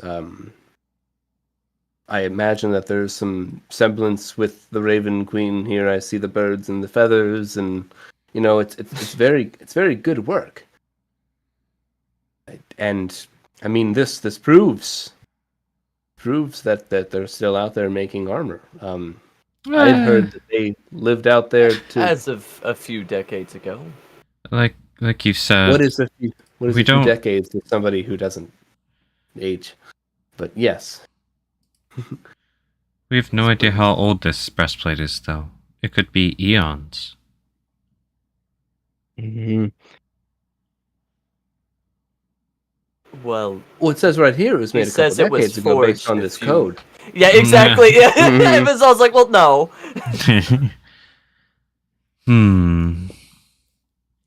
Okay. I mean, there is the possibility that there's a Best Buy date. I never thought about that. I guess you don't have to tell the truth on the code, but I liked the narrative of it being ancient and pristine. It sounds nice. It's a better story. Whatever makes you happy. I'm just doing what you made me to do. You can do with that information what you wish. Twist it to how you wish.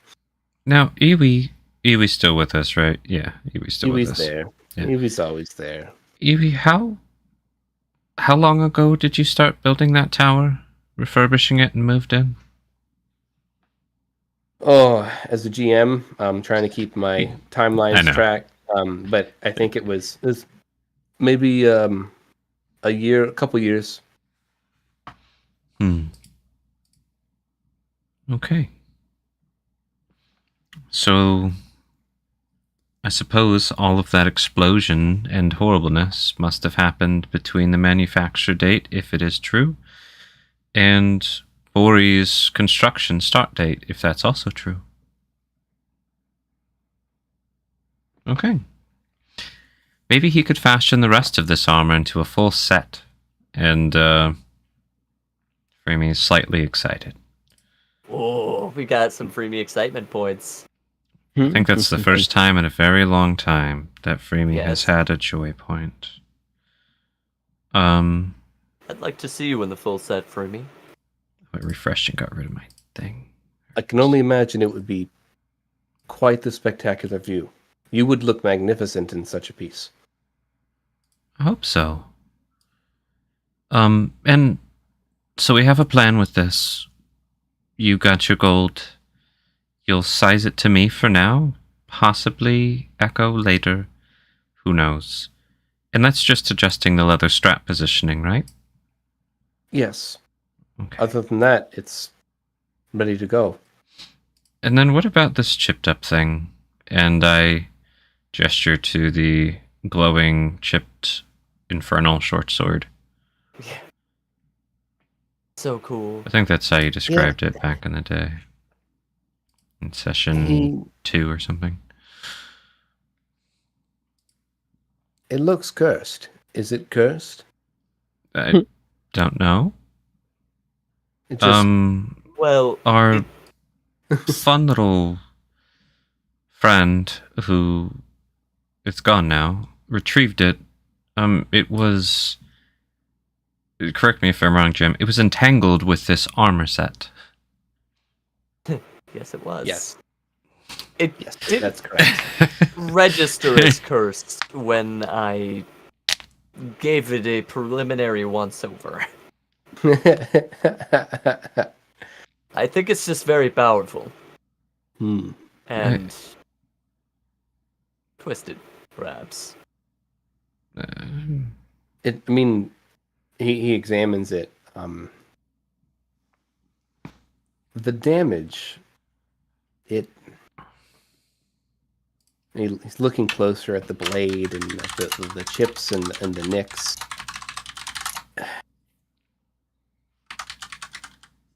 These markings don't look like defensive damage on this weapon.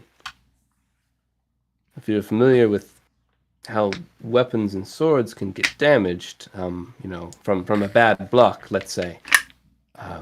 But it does not appear that the pieces of the blade missing were caused by such normalcies in battle, but like the blade itself,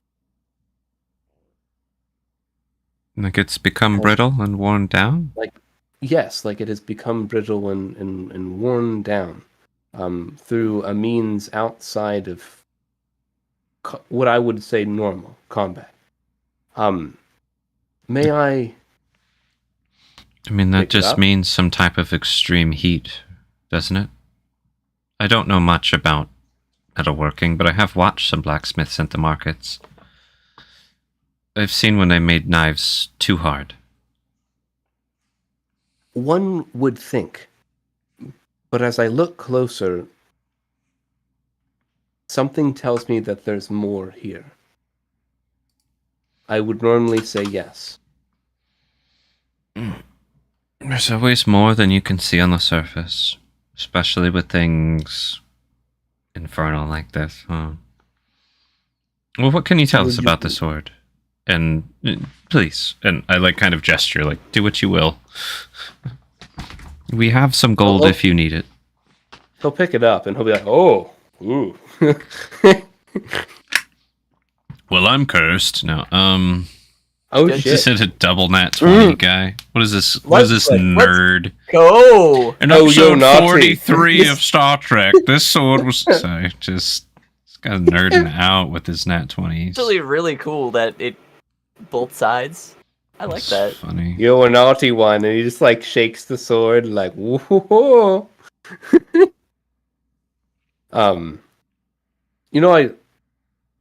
I could decipher the magic on this weapon for you. Do that. How much does that cost? You all have been quite... I have had more enjoyment here than I have had in a long time. I won't charge you a dime. I won't charge you a silver for this. Just allow me to make a quick prayer to Mephestra, and I will tell you what this item is. If you do the prayer out loud, then it's a deal. Freeman's trying to learn about cultures. Nice. You don't actually have to do it out loud. It's in character. I don't have a prayer. Alright, everybody. It's in character, 2 in character. You could always chat GPT a prayer real quick to a certain deity, or you could Google up like common hymns of deities or whatever. So yeah, we'll just go off of what I already have here. Mephistra, the infernal muse, king of trickery, prince of ambition, and unparalleled in transformation. I pray to you with your crimson skin and your curling horns and your eyes that gleam with a flickering flame. May your flowing robes dance in the shadows that is your domain, and grant me your power, your guidance, and be the catalyst for the power that I channel through my belief in you and your transformative flame. Guide my hands as I understand the better working of this infernal device in front of me. And through the challenges of discovery and acceptance, may your divine realm show me the way. May I be one with the shadow descent, and give me your blessing. And he just puts his hands on this, and I'll stop making stuff up. Cool. And so this item is known as the Hellblade. It's got that's the actual name. This magic item, it does not do magical damage, but it is a magic sword. With every kill this sword makes, the blood of that kill quenches the blade, tempers it, and the blade grows stronger. And the nicks and chips will slowly begin to repair themselves using the iron in the blood of the people that you slay with this sword. The blade is covered in these nicks and chips, and the weapon will always remain warm to the touch. And if you attune to it, you will feel an intense thirst coming from the blade.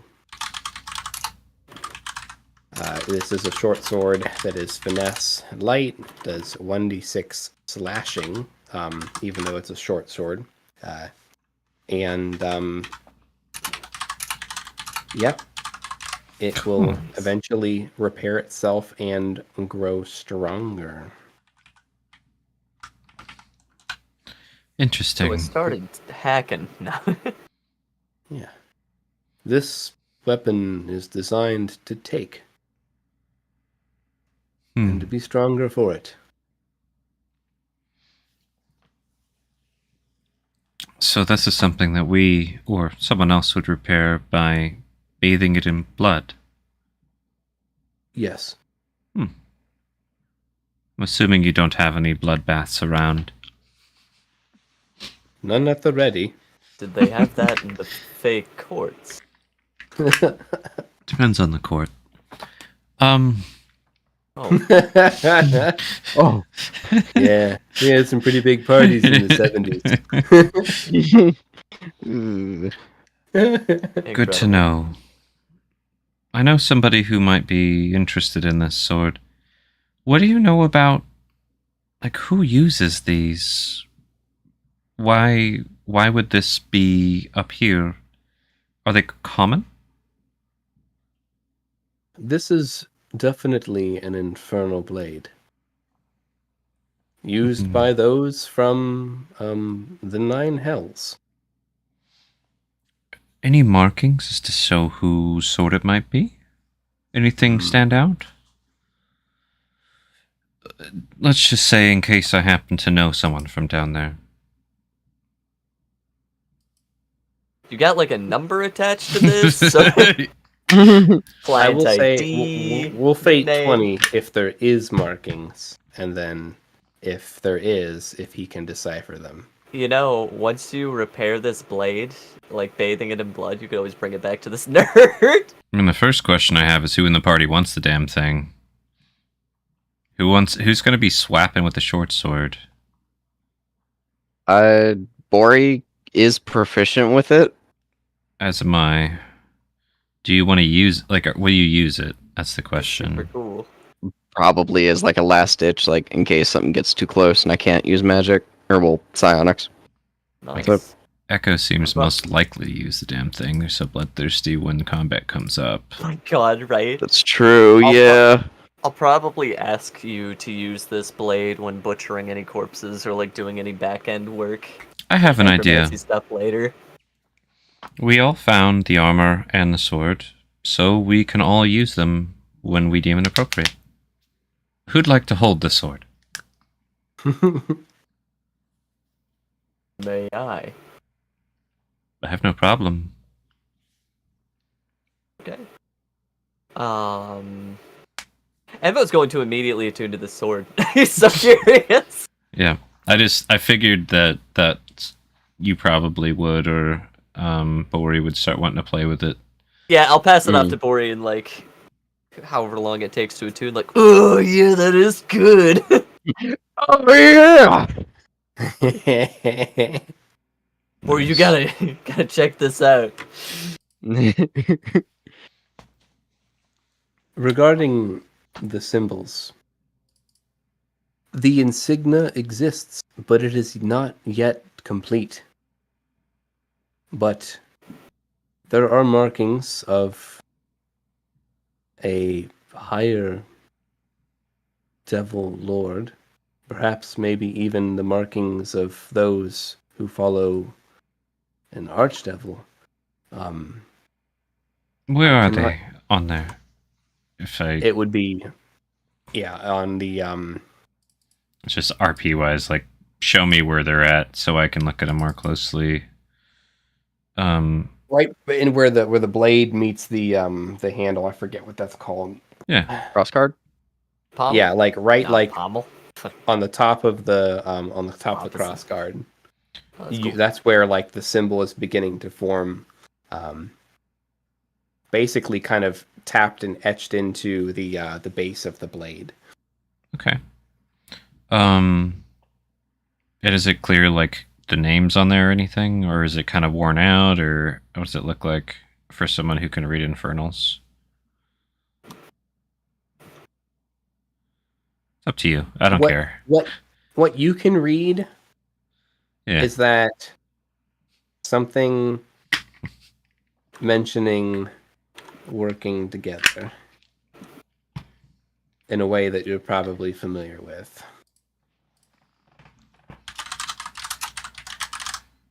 Okay. Is it from the certain one that I've been nerding out about in character before I came up here? Is that like Main- similar? Got it. You're getting vibes that it's an Illrigger blade, but you cannot yet decipher whom that Illrigger may have belonged to. Well, hopefully we'll get some more information about this as it heals itself through bloodbath. Don't lose it, Ambo, and maybe don't cut yourself with it. I don't plan to. In fact, here, Bori, and then pass it to free me. You gotta try this. Who wants to be thirsty? I'm okay for now. You guys have your fun with it. Good. Yeah. I will say one more thing. While I can decipher magically what this sword does and what the magic is about, I have a gnawing in the back of my head, and perhaps it is my tiefling lineage, and perhaps it is from Mephestra, the infernal muse. But I have a feeling that this sword may be part of something larger, whether it's a message or whether it functions in an additional way outside of the magic that it has and the properties that we have just discussed. But what that is, I do not know, and it is just a hunch, and I could be wrong.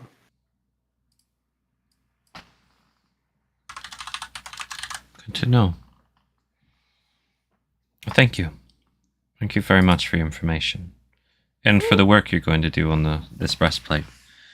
And please enjoy yourself. It seems as though you like it a lot. I do. Thank you for the opportunity to work on such a fine piece, and I hope that you get to meet Steelheart Hammerlock one day. Mm-hmm. That would be amazing. A man made of iron. Not sure what I'm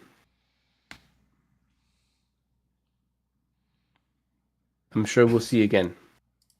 I'm sure we'll speak again soon. Indeed. We'll likely order a bunch of harpoons. Well, Well, I'll start work on this. Where do you all plan to go from here? As he starts getting his high quality leathers out and measuring them. What was the one individual's name? Haros?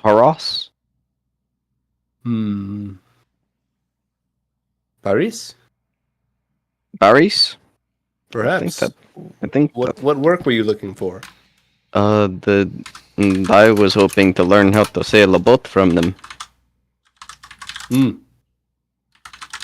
believe Paris can do that. GM, the sword. Did it come with a scabbard or no? No. no. It was embedded in the corpse of whoever was wearing the Raven Guard armor. Scabbard is whoever your enemy is at any given moment. Yeah, I think this, unless the scabbard is filled with blood, I think the sword would just be mad. So. Pretty much. Yeah, Paris, he just kind of motions next door to the house that's kind of connected to the tower. Right over there. One other thing. Do you know anyone in town who's proficient with alchemy? Alchemy. Can't say that anybody is. That's Closest person would be Falsimer and his knowledge of the brew, but while it might be foreign to me like alchemy, it's not alchemy. I don't think anyone knows that art here. That's probably good. Probably. I have my doubts on its validity, but I'm sure it is a benefit to someone. Oh yes, the little goblin lady out in the woods, Gizmo, loves alchemy. Apparently she's quite dangerous.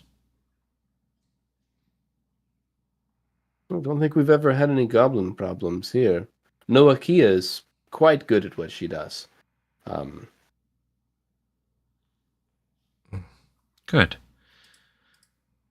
Well, if you do see a goblin lady with beakers, just be careful. She's probably mad. Anyways, let's go talk to the brewer. Maybe they could help us with some of these ingredients, Anbo? Yeah. Mephistro's blessings be upon you. Have a good one. We'll talk soon when the armor is done. Thank you very much. I look forward to it. Yeah, off to the brewers. No knock, kick the door in. Let's go. Falsimer's like, "What's up, guys? You're back already." Do you want to take point on this, Sambo? Do you care to even have him check out the stuff from Gizmo? Another drink? What can I do for you guys? I'll have him check some of the shenanigans out. We've recently acquired a lot of supplies, ingredients. I don't recognize a large portion of them. I was hoping for your assistance. We heard you're the closest thing to an alchemist. Yeah. That. It's all these different arcane dusts. Yeah, and it's not his wheelhouse at all. He's just looking at it. You put any of this stuff into your drinks? Mercury? You might drink sound mercury? like a Chad, not actually a Chad. Oh, guys, I don't know what this is about. Okay. I don't know about this. Look, I'm just trying to get the perfect brew. I mean, unless this helps me get the perfect brew, I don't know about it. It might, actually. Who knows? Oh. Do you want to try them? Everyone's giving you such a wide, eyebrow look right now, like, oh, we doing this? We found him in a goblin cave. But they were in a box. So strange. Okay, well, maybe let's get something to eat and drink before we go on with part 2 of our town investigation. Cool. And at least we won't have wasted your time. How much for a round and something to munch while we walk? I'm sure you all could get taken care of for just a few silver. Food and drink for you all. Mm-hmm. I assume this is all 5 of you, Mm-hmm. Something simple, 2 silver. Something salty. Sounds good. Here's 2 silver. And I'll, slide each coin. Doop, doop. There you go. Yeah, he'll fix you guys I'll something. hand it to him. And Incredible. you guys want to take a break while we're at it and fix ourselves something salty, something good, and then just resume wherever you guys want to resume? That sounds good to me. I'd like a little bit of time in game just to work on those quick, I guess, a wheelchair for a mermaid. It probably wouldn't take my character more than an hour just to draft something up. Sure. Tap a The little new bit back. Disney original film coming No, summer no way, stop. 2024. We Incredible. don't need a paraplegic mermaid. A wheelchair for a mermaid. You never Pretty know. good You might title get for one by me. the end of this quest. Coming directly Wheelchair for a to mermaid. Plus, streaming near you. All right, Yeah. break's a good idea. Let's do a break back with the snack soon. screen. We'll be back soon.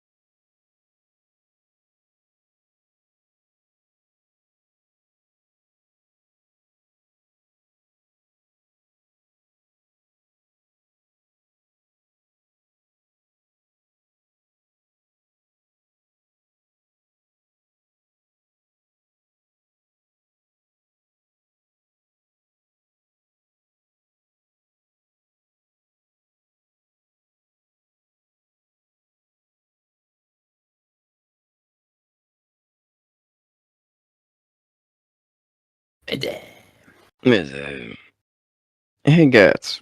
Question for you. Shoot. So, with how Roll20 is, if I have, like a supplement or something like that you Mhm. don't have, is there a way for me to share it in a campaign? Yes, you can technically share stuff with games that you're in and games that you own. With the players in those games, up to 5 games. Okay. If it's a supplement you wanted me to put into like my own game, like a separate campaign that I own versus one that you own, that's a little more tricky. That might come down to copy and paste. Okay. Was there one in particular you're wondering about? So there's one that I'm going to be getting here soon whenever they get their stuff figured out, Valdo's Spire of Secrets. It adds in, like, 10 new classes, a bunch of subclasses, spells, yada yada yada. A bunch of stuff. And I was just curious on that. Now, is that something that's already out or something like that as a Kickstarter? It was a Kickstarter, and they're still working on the Roll20 That makes VTT. Okay. So it'll depend on how they roll it out as well. Because, like, as you've seen, some of these Kickstarters, they'll do compendium stuff. That you can't really share, besides sharing compendium with other players in your games, basically. The other thing, if they do it as actual, like, journal entry stuff, that you can import into games. And I think even if I make you in a GM that you're not, like, a game of, like, say, Rodinia, for example, you might be able to import it in there. I'm not sure, though. We'd have to try it. Yeah, because because I'd like to try that, because the stuff that is in that compendium, it's really cool stuff. I mean, That I've tried some of the classes, but I haven't tried all of them yet. okay. Like there's straight up one to where, like, it's a John Constantine style investigator. It's pretty cool. Nice. Like all 3 patients. You look. Shit. Let me know how they roll it out, and then we can look at the different options, because it's 2 very different things. Like, I had one, like the Kobold magic item stuff, it's all compendium friendly. But then I bought this other one. They just added like 200 journal entries into my game when I imported it. I was like, no! Handout for every item, picture for every item, description for every item, ready to go. You'll never That's figure awful. anything you want, ever. That is awful. It's all by name. I was like, fuck. Fuck me. So, that's kind of what it'll depend on. Are they for sure doing Roll20? Yes. Yeah, they just finished up their Foundry portion, and they're working on the Roll20 one now. Nice. We're currently reviewing the spreadsheet, making sure everything is correct before it gets handed off to Roll20 to be ingested. After that, it'll be add art, more details. Yeah, it doesn't say how it's being implemented. Based on your description, I hope it would be a compendium. It should be. I hope should so be. too. There's so much It stuff. might be a hybrid though too. So we'll see. Cool. Yeah, I mean, generally the Roll20 flow of sharing, their model is set up so like the GM shares with players, right? It's a little trickier to get players sharing with the GMs, if that makes sense. Yeah. Like, we got to work around on Rodinia because I'm hosting it, if that makes sense. But it just made TwoHands the GM. But yeah. Anyways, we're all back. Back. Unless there's some other question I can answer on that. No? Okay. Nope. I'm so good. Thank you. Yeah. What's up? Welcome back, everybody. Your characters are busy stuffing their faces and or considering if they're finishing up or not. Falstamer is kind of piddling around, doing his thing. What would you all like to do?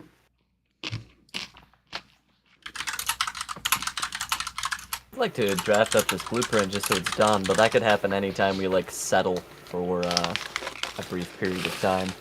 You can roll for it. Yeah, I'd love to roll for it. What would would this just be like a combo between like some sort of intelligence and sleight of hand for like the actual drawing? How would you like to do this? Let's do. And just give me a general intelligence check. Sure, I'll just for the do idea. yeah, I'll just do an intelligence save. 12. Yep. It's not a hard concept. It's a chair and Mm-hmm. an axle Some wheels and some on wheels. there. Yeah. you have a working concept of the device, so I see. I don't think you need much more than that. I'll pass it off. Tell him to make it fancy. Add some like leathers and furs around the actual seat to make it comfortable. Make sure it can withstand. Furfolk are probably heavy, now that I think about it. Like, they don't have to worry about that in the water, but they're probably pretty heavy. Yeah. I wasn't going to So, say make sure it's- anything, but like, Yeah, out make of sure game it's sturdy. player-wise, the water does a lot to help with that weight. Yeah, she's probably like a couple 100 pounds minimum. Like, make sure it holds up. Probably. So those would be the main things that I communicate. I'd probably give them a little bit more coin just to like expand upon what I put out there, right? Hmm. Sure. Okay. So how much do you think that would cost me?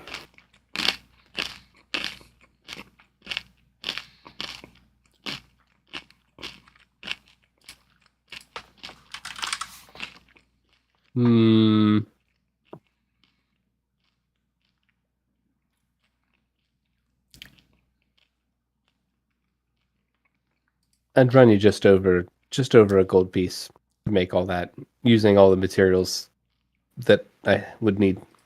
That would be split between Arton and I, after talking over your plans and what we would need.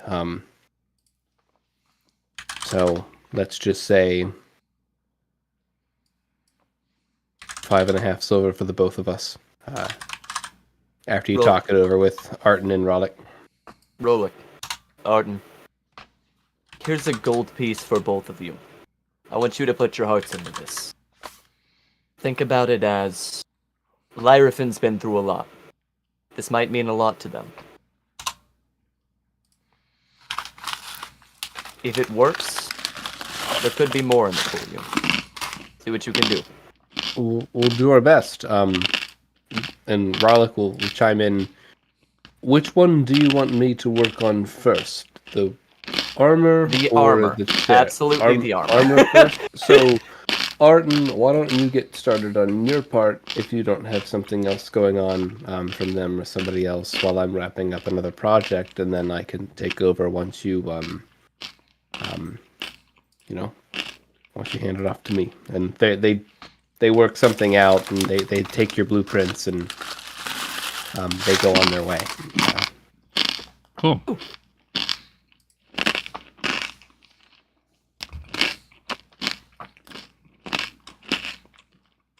So, I'm a little out of my element. I haven't gone and hunted a big monster before.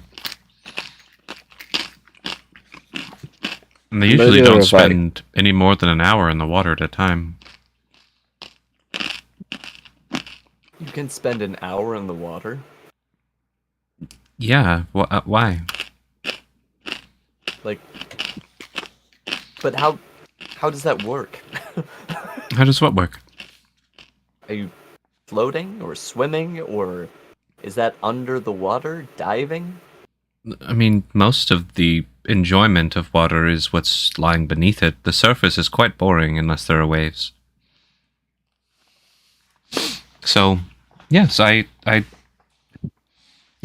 that's how I ate. Where do you think these fish came from? Just gesture to the fish in my bag of salted fish.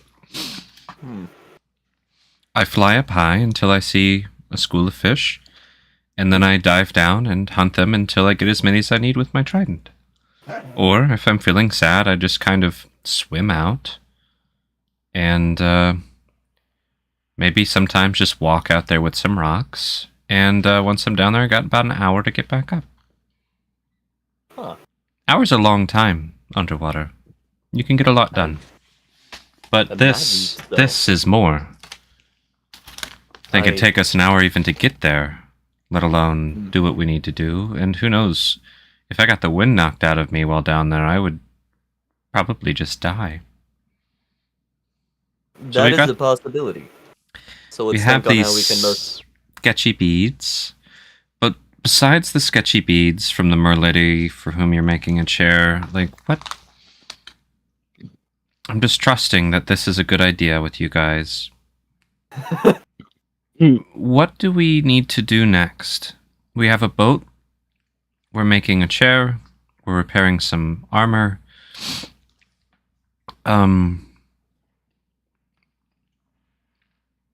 We need harpoons and something that floats. What else do we need? Bori says someone's going to teach him to know the basics for operating a boat. But I would like to find somebody. I think a couple of the folks can, and it sounds like Paris might be the one to do it. Do you think there'd be any folk around who would go on such a scary mission and stay behind at the boat? For gold, of course. Maybe for gold, but I would not be surprised if they didn't.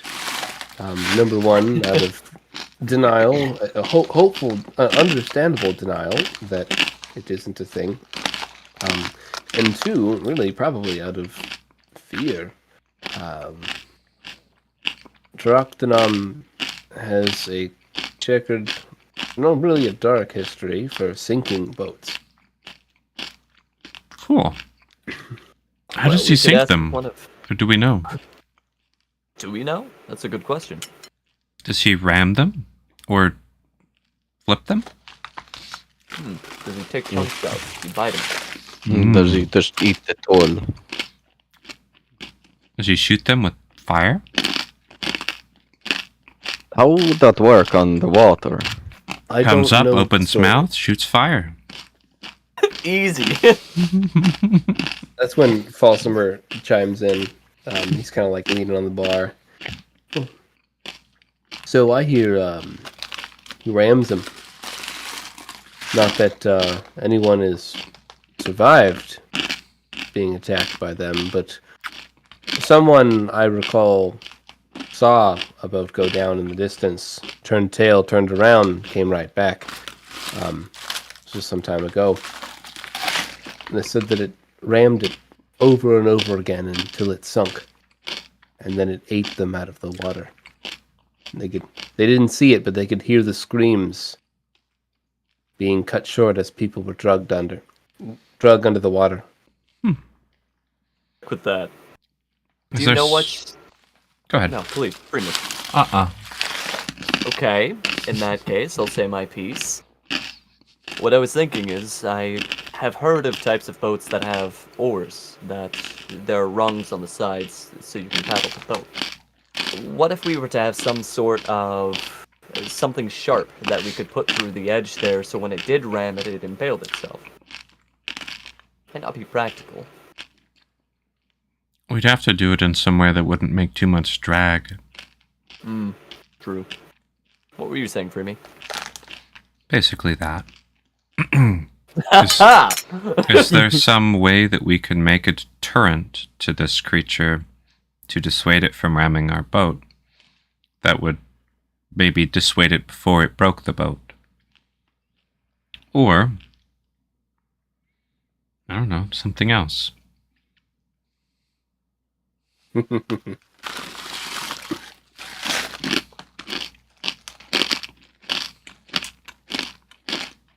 No? That shiny boat out there doesn't have anything like that? I don't know. Get over myself.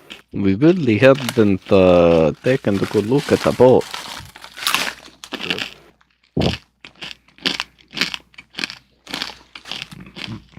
Let's go do that. Let's go take a look at the boat. Absolutely. Freemy hasn't even boarded the boat yet. I'm looking at the spell I had, Elemental Infusion. I'm like, a weapon that I infuse an ally's weapon. Can the boat be a weapon? Lightning boat? No, not at all. Ramming speed. Yeah, let's hang out on the boat. See what we can learn. See what we can Cool. learn.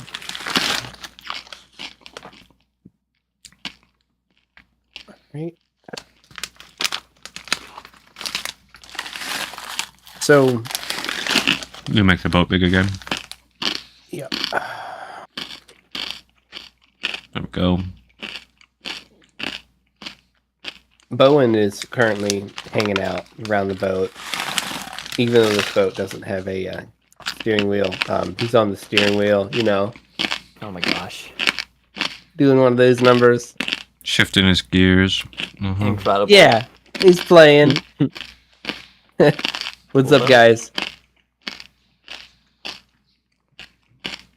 What? Coming to take a look at the boat. See if we might need to modify it. How so? What all did you do to it? Besides make it red? He just kind of like motions, you guys. Let's pop the hood. Okay. An eye roll from Anvil. Welcome to what was that show? Pimp My Ride. Pimp my boat. Pimp My Boat. Pimp my float. There we go. There we go. So, one thing you guys notice about the ship when you get on is that it's got iron bands that run every few feet across from side to side, built into the hull. So it's reinforced wood with metal, and the bands themselves they look pretty durable. And he motions you guys over to the back. Yo, this is where the action's at, guys. So, want to see something cool? And he looks down at what seems to be a lever beside the steering wheel. You know what that does? Whatever it No. does, can you undo it? No. Then tell us, don't show us. Well, I can, but Tell us it'd what be a it little does. risky. Just tell us what it does. But Please. So, spikes come out of the boat, Uh-huh. out of the metal bands underneath of the boat. Cool. Nice. Now, Practical. they could be folded back, and you could arm it again, but it's no real way to push them back in without doing it yourself. I didn't have the money to pay for that option, but How big are these So spikes? that you something like this. Okay. Kind of holds up you 6 inches. you couldn't pay for that option. You even know that you stole the money from our friend here. I mean, you can only pay what you steal or what you have. Well said, and good idea to arm it against ramming. Seems like you've done your homework. I've done what I can. I figure that's the oh crap button. Yes. Maybe let it have the first hit, or if we can't keep it away from the boat, activate it. But I don't know how smart that creature is. I think this girl could take a few hits before taking on water. I don't want to test it, but I think it's built for it. Just to clarify, so the spikes are all on the exterior of the boat and they fold out, or do they protrude from the inside, or how does it? Where are the spikes are on the outside, right? Yeah, they're not on the illustration, but they pop out along the metal bands. They don't come out, but they fold out. That's what I thought. Yep. Okay. So they're just like Nice. basically springed down or whatever they did. Okay. Yeah. Set and forget. It would be advantageous if we could spice up these spikes a bit, or at least some of them. Maybe some extra dissuasion. Whoa, everything's Explaining chugging. the size of this creature. There's back. Okay. Oof. There's a bit of lag there. Has there been anything that's really driven this thing away besides that secret weapon lost in the cities for eons or whatever? Well, not eons, but sounds cooler that way. Episode's face like free me. It's like, why isn't everything just like super old and ancient? Gosh. Yeah. Like we could put some kind of toxin on them or something. Maybe in a way where it only gets released once something is punctured. I have an idea for that. It would require hollowing some of the tips for... Well, we could do that with some of the hollowed spears. It sounds like they already have a design, and we could pump them full of... Well, I don't know exactly what, but I saw Scree mixing some things. And we have at least a little more. Let me ask our other friend here, and I'll... You hear something? Hear what? I just blew the mic out. You just hear somebody go, yelling loudly. And it's Noah Kia splitting another giant log. Nice. I was gonna... Is Lyrafin just loitering by our boat, I'm imagining, while we're all on it? Yeah, she's just loitering. Kicking her Lyrafin, are there any fish around that even this great orca would avoid because of its sting? Or because of its bite? Or anything? Or is it really king of all and has nothing that it avoids? Ah, yes, the box jellyfish. Got him. I don't know of anything bigger than Draktanam. Not big, And but annoying, maybe something that stings. Anything really brightly colored that hurts other things so they avoid it. It's fine if not. don't know. Draktanam, strange that he was here before being monster. Even stranger after being monster. Okay. Well, thank you. No worries. Hmm. Can always keep eye out for conch. Conch would be good. Bad conch. If you find Never any know. of those without dying, please do bring them. Bad conch. I'm dying. Man, if we lost... that would be so bad. Anyways, the boat has some defenses. Once the spikes are deployed, we'll be slowed, I think, but not too much. Better than 4-foot spears sticking out everywhere. Okay, well, let's get some harpoons and some stuff that floats and finish packing up and see if we can find your dad. Unless there's anything else we need to do besides what's already under works. I think Joe just needs to talk to somebody about some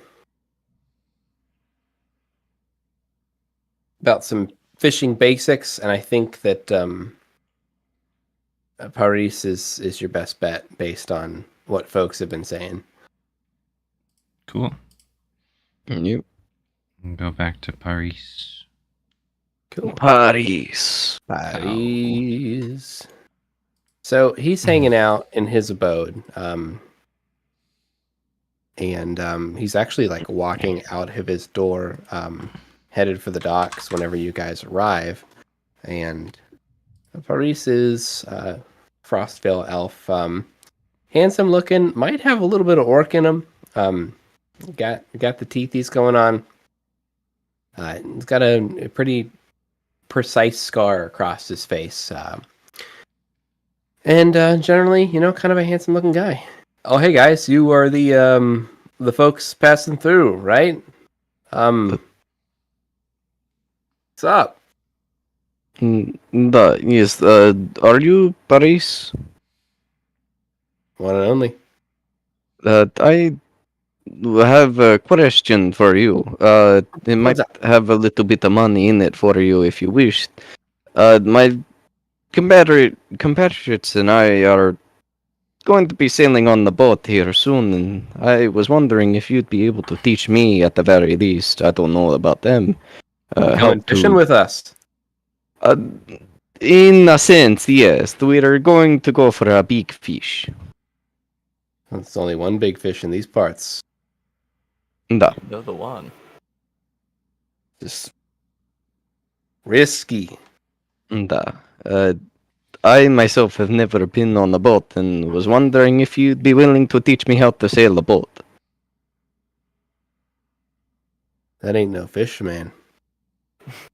That's something. Da. That we Well- know. Let's talk. And he brings you over to his boat, which is definitely not as cool as Bowen's boat, but it's a fishing boat, man. It's got sails, it's got ropes. So he's gonna roll for showing you, and you're gonna roll for learning, and All right. and we'll see how they go. All right. Just general intelligence. General Intelli Welly. Intelli. There's a 10, middle of the road. He rolls a 4. Oh God. So, Oh, good. He's struggling to. He's struggling to, I guess, say what he's trying to say. And you know what? Why I think it's a 4. I think he gets distracted because he's trying to show you these knots, but he keeps coming back to the conversation about I really can't believe you're going after Taraktanam. Are you sure about this? Da, yes. We wish to help little Bowen out, and then honestly we wish to help the rest of you. This giant monster seems to be giving you all a bunch of grief. Yeah, it's when I'm not fishing, and like basically every time he teaches you something, like you guys end up stopping like mid knot, and so like just keep talking. I'm going to say that's what this 4 means. When I'm not fishing, I do scrimshaw, and I like it. It's relaxing, and every now and then I can sell it for a little bit, and I'm not half bad about it either. I see a lot of bones when I do scrimshaw. A lot of bone, a lot of fish bones. And a couple months ago, I started seeing these after a big catch. And he goes over to one part of his ship, and he pulls a, what would you call that, a tarp off of one part of a ship, and he holds up this GM layer. Whoa. And it's about like Whoa. that long. So I work with a lot of teeth. And he comes over to these, and he grabs a handful of teeth that are about like this big, that look like little, almost bananas. This is a tooth from Traktanam. And he holds up this. Traktanam is a killer whale.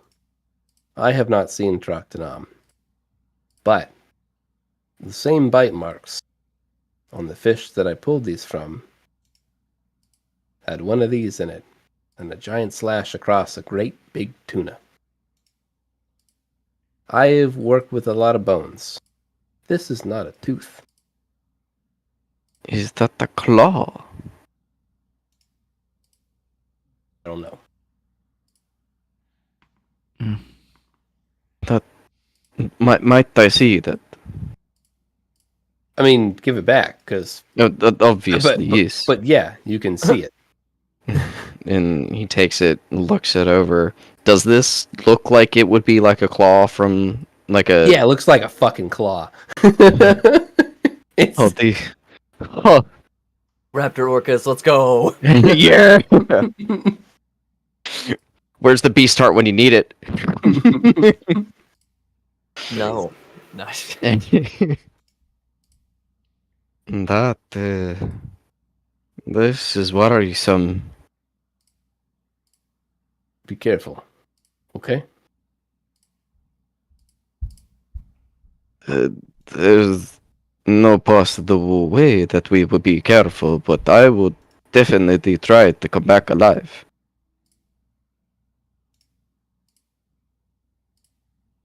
You know, I got these from Kendall. The teeth, she was processing the blubber on some of these larger fish.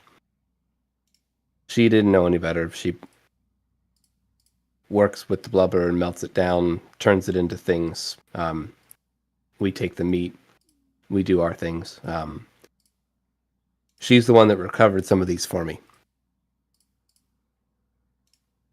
You said some of these claws were in tuna, yes? And some of the fish. Yes. Seems like they had made large gashes on some of the bigger fish. Based on what she said. Something of that regard.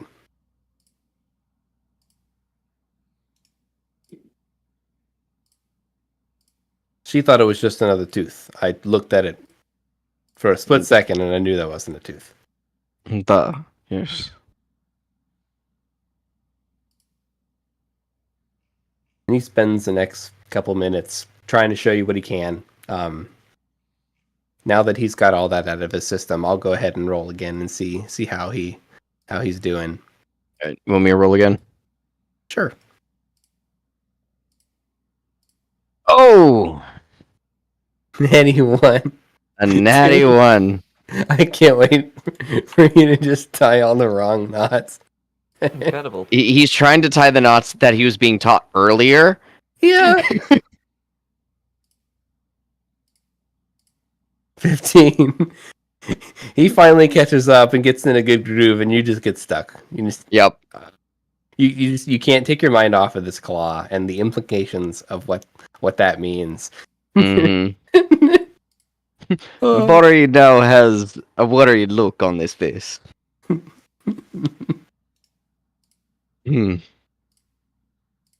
Well, I very much appreciate this. I feel like I have learned much.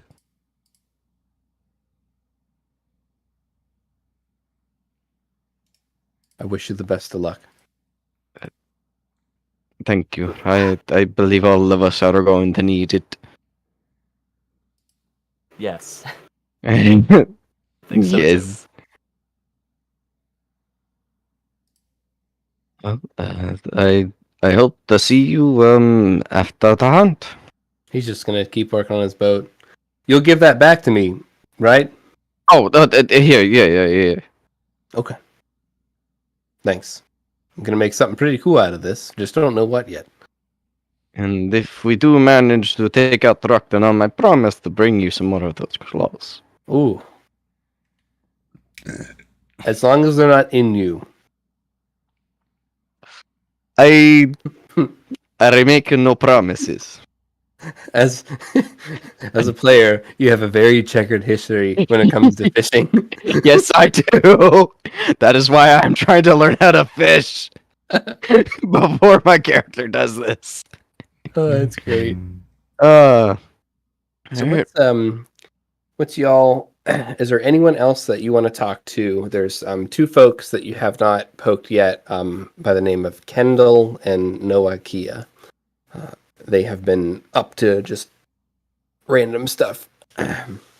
You've gathered that Noah Kia is some type of warrior, bodyguard, fill in the blank esque role.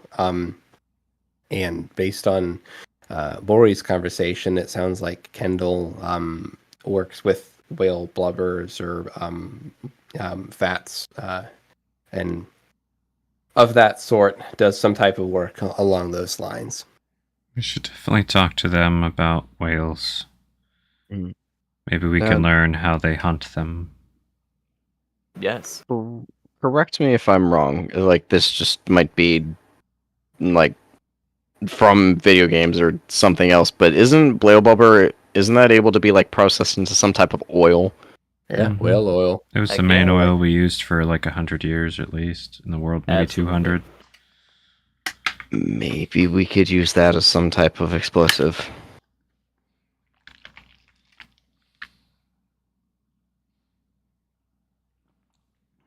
But I Maybe. don't know. Be pretty metal.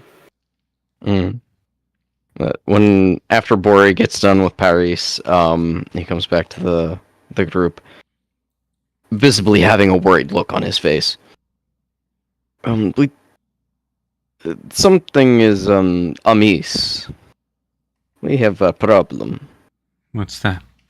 Oh. So I went to Paris to learn about the fishings and stuff, and he showed me something that was not expecting to see. He showed me a tooth from Taraktanum, and then he showed me something else, a claw that was found in some of the fish within the lake itself, and it is bigger than some of the teeth. Huh. It was quite the sight. We'll need to just be sure we're ready for a big bearfish then, right? Or maybe it's more like a catfish.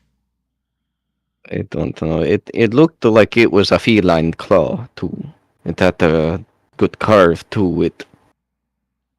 More like a catfish. One thing does worry me though. The one of two things. The one, there's something else in the water other than Taraktanum. The other thing is Taraktanum has mutated into something else with arms and legs that have claws. I think that's what Lorafin said the Koatoa did to it. The blood fins, I think they were called. Yes. But yes, this is quite the creature. Let's go and talk to the whale master, or whatever they are. The fish and whale master. See The what we can fishmonger? Yeah. That's such a good title. Whale Master. Whale master. I like master more than monger. So, you guys roll up to one of the few remaining houses that you haven't visited. And this nice-looking Frostvale elf with pretty pronounced ears might have some extra elf in her. Has been working on several racks in this building that she's in, coming in and out. It looks like she's got a lot of stuff going on. She's processing some possible fats or oils, and hanging up racks of meat that smells kind of awful, in like a warehouse that she locks up, and she's making some runs back and forth but between the two. Hi. How are you all doing today? We're doing pretty good. We're hoping to learn about killer whales from you, or whales in general. But here, let me pass it to someone who's actually seen the claws and teeth. And I gesture to you, Ori. Hello. I was just talking with Paris, and he told me about some claws that you found within some of the fish he brought you. Claws? Yeah, yes, very, very big teeth. Oh, that wasn't a tooth? No, Ooh. those were claws. Oh, Ooh. I just assumed it was a tooth. Usually if we find it's a tooth. I don't know. I didn't give it a second thought. But yeah. So I guess the whales that we usually catch, they're really not that big. I would say that whatever the creature is that lives in this lake, we call them whales, but they might be the size of this room, and she's standing in a room that you could imagine something of like the size of like a normal orca would be. So not like your huge Yeah, it's not like a blue whale, but they're blue pretty darn whale big. or something, but still, something probably like the size of a fishing boat, if not larger. And these fish that the fishermen will catch, they typically go after these fish with harpoons and spears, and they'll try to hook the whale onto a boat, onto a line, onto a very long line that they can control. And sometimes they'll go after it with a couple boats, and they'll try to tire it out and to hold on, and then they'll try to stab it with some more spears and some more harpoons, and try to hit it like in the lungs, and get it to get tired, and eventually die. And really, it's like a game of endurance, hunting these. I think the issue is that it seems this this new monster that came about, that I keep hearing about, doesn't act like a normal fish or whale that these folk would normally hunt. It seems to be predator, more like, instead of prey. But I imagine that the same attacks would work on it.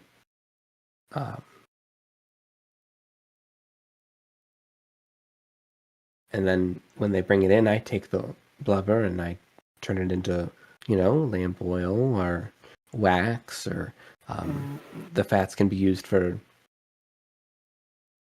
food consumption, etc.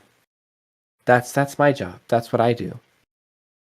And she starts pointing out, all of her little projects, and we even ferment some of the meat as well, and we keep it in these little warehouse over here, and it ages, and it's kind of a special treat that is pretty stable. It doesn't have to be cold to stay good. Not that there's any shortage of that. And she looks at the snow. Sounds like you guys are going to need a lot of rope, and a lot of harpoons and some spears, and maybe some luck. We are going to need a lot of luck, not a little bit.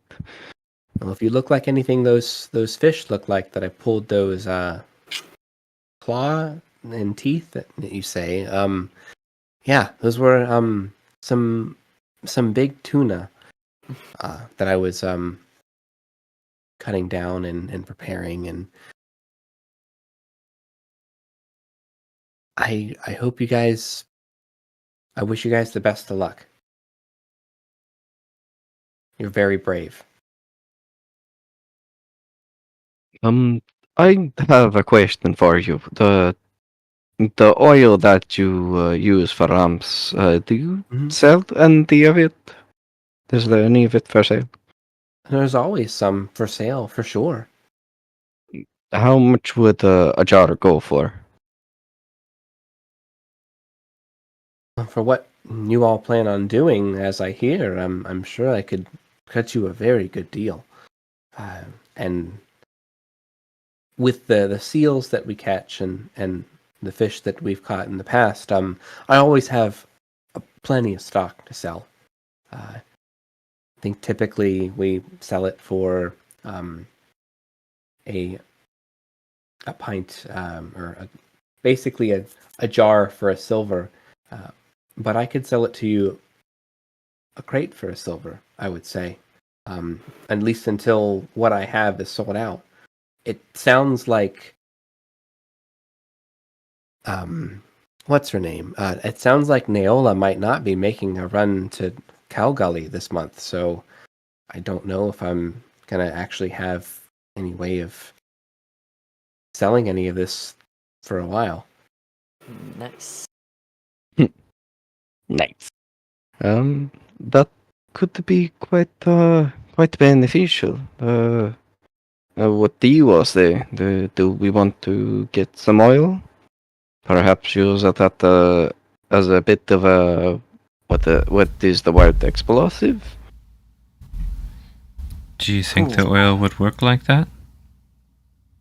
Well enough? I do not know. If you think it might work, let's try it. I don't know anything about explosives or how to utilize oil besides lighting lamps and cooking. Question for you, how volatile is your lamp oil? How dangerous do you think it would be if one caught fire? I think I definitely wouldn't ever want to have it on me and to accidentally catch fire. I don't think that it's ever, I guess, a concern to where it might like catch fire too quickly and blow up, but it burns very well. It's used almost exclusively for lamplight, and to start fires. Nice. Thoughts? I'm just throwing out ideas. Do you think you'll find Locklear? I hope we will. I hope so too. I hope you do too. He seemed so determined when he left. He just, it seemed like, felt like he was going to win. And maybe he did, I don't know. Did you follow the story of when he left? Do you know what preparations he took? I don't know what preparations he took, but he did speak with Noakia at length, and then Artin before going. I don't know about what. Well, thank you. He didn't come to me for anything, and don't really think he would have had a need to. Your lamp oil. Does it burn when submerged in water or when mixed with water? As a person, I don't know. I imagine it floats. I imagine it's not as dense as water and that it burns on the top of the water. Yeah, if any of you happen to know, fill in the blank. Yeah, it's mostly like one of those like, this isn't you start a fire and you can put it out with water. This is an oil fire. It's not good. Okay. Maybe if we got this beast to stuck on the surface or even to ingest one of these, we might be able to use them in that way. I think bringing along a crate, no harm would be done of that, and we might be able to make some use of it.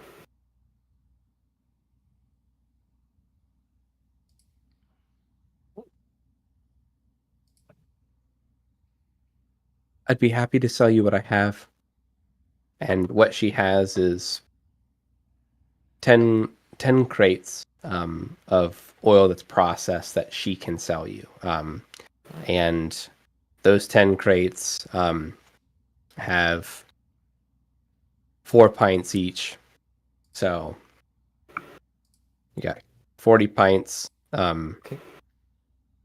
that we can do the math on, but I'll put it in here, of whale oil in canisters. The canisters are not glass. Okay. Are not glass? They are not glass, no. They're like a clay. Um That would be nuts. they're I'm gonna say that they're metal. It's nice. Thin metal canisters.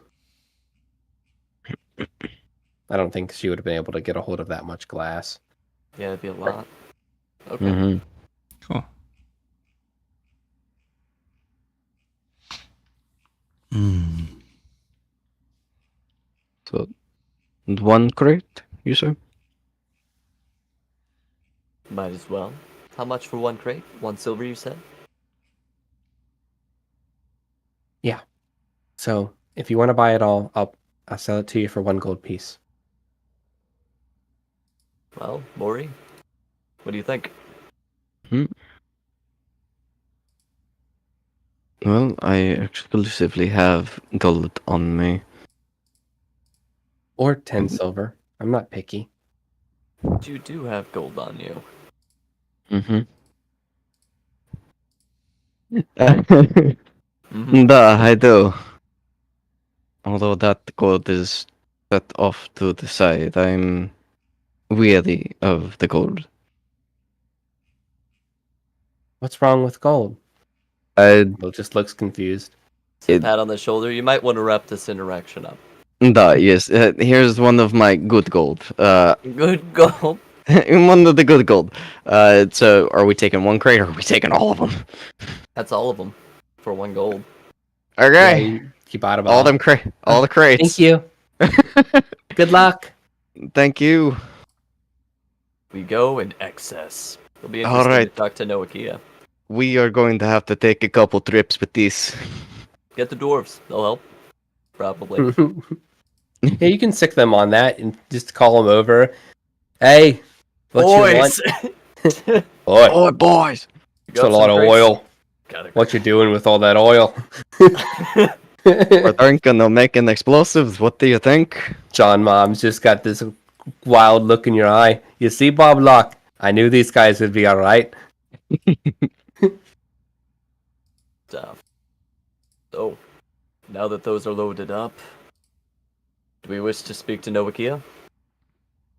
Might as well. That would be beneficial. I think she's the last one in this town that you guys haven't talked to. Absolutely. Do either of you want to take point on this? You can go right ahead, Anvazal. Noakia! Ah! From a distance. She's just like mid-swing. She looks up. Hey!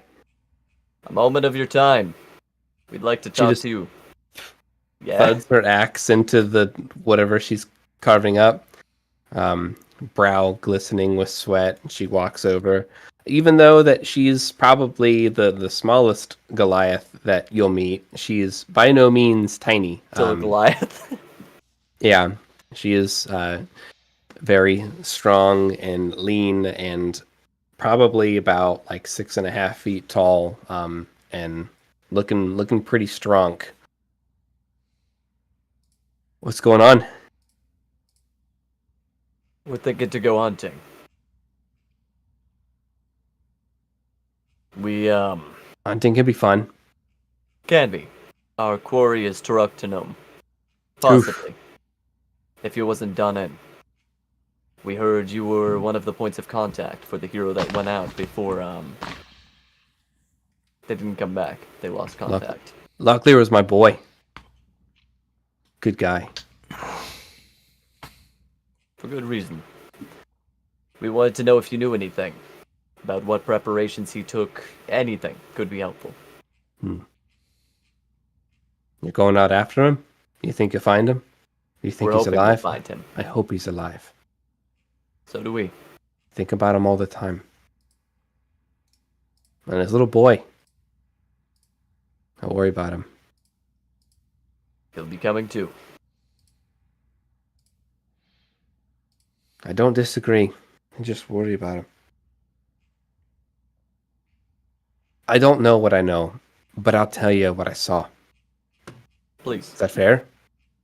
anything could be helpful. In So, theory. shortly before he left, Locklear and I, we fished a freshly dead seal out of the lake once.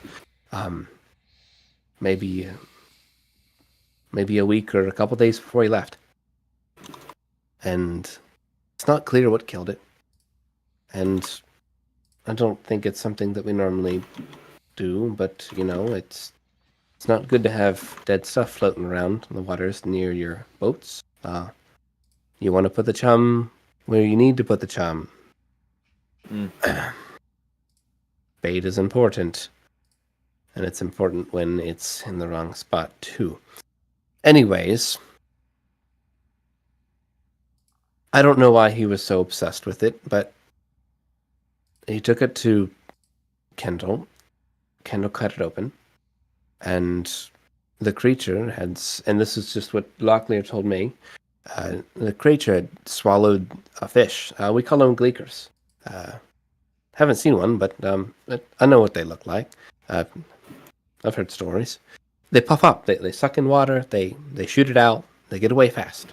But the seal's blood was pink and foamy, apparently, like it was filled with air.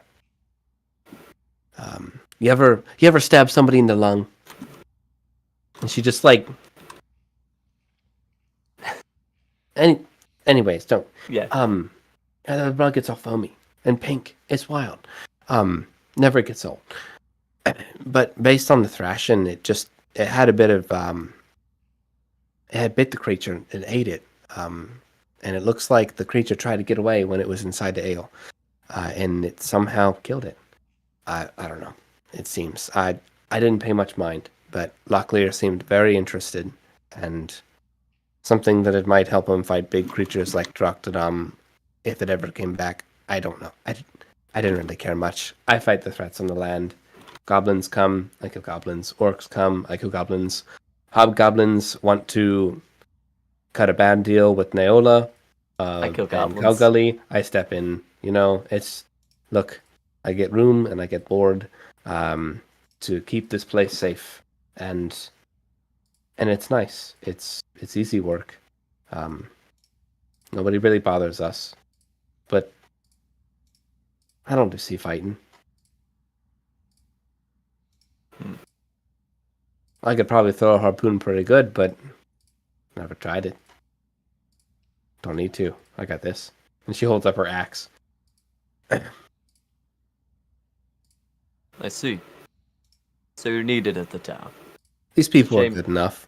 Yeah, I like protecting people that can't protect themselves. And with Locklear gone, they kind of need it now more than ever. I feel bad enough when I leave every month to go make sure Neola is safe and doesn't get taken advantage of, or when we go do trading. But luckily, nothing's happened, and hopefully, nothing will. Hopefully, those critters that go bump in the night are scared of me blade. Scared of what they seen it do.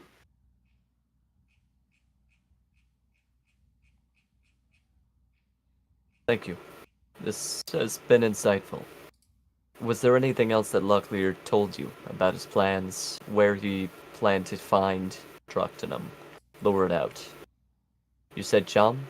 Was there anything he mentioned about the lure he planned? I know he took a lot of bait. Took a lot of bait with him. Big bait, too. Bigger fish. And lots of blood.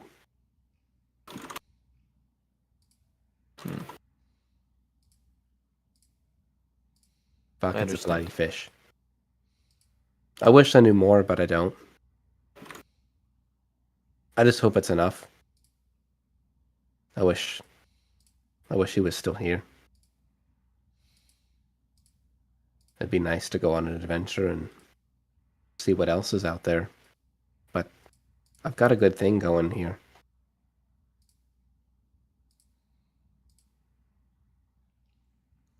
We wouldn't jeopardize that. Thank you. Bori, free me. Do you have any other questions? Maybe when we get back. I give her a little smile. But yes, we hope to find them. It's nice On a armor. s- I saw you guys take it to Raleigh. Is that for you? For now. Though I think maybe someone else might use it after me. I'm hoping for something hardier later. Maybe after this we'll have the funding for it. We'll see. But yeah, they're tailoring it for me right now. Best of luck to you all. Thank you. Good luck with your chopping. Nice. She just she just goes back to it. Mm-hmm. Cool. Incredible.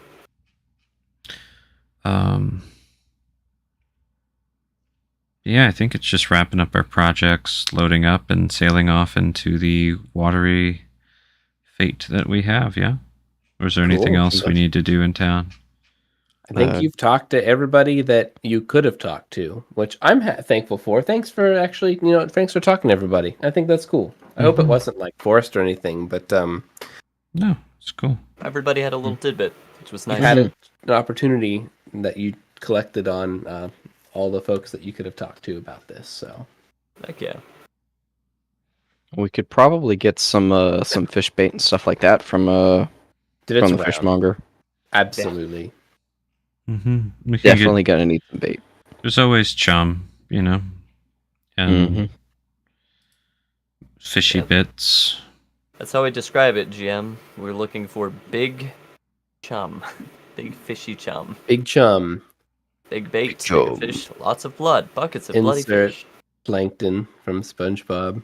Mm-hmm. Exactly. Felicitations, malefactors. His entire establishment, please. Absolutely. Mhm. Well, with your combined knowledge, skills, support, you guys are ready to sail out. I know that you're taking Bowen and Learfin and Yui, you've wrangled. Are you taking John Mom and Boblock as well? Absolutely. Yeah. Oh yeah. Are you trying to convince any of the fishers to come with you, or Noakia, or anyone else? Hmm. It's your guys' call. Nah, sounds like I was gonna try and persuade Noaki, but it sounds like they got a sweet setup here. If they Yeah, didn't she's- if they didn't go with Locklear, they're not gonna go with us. Yeah.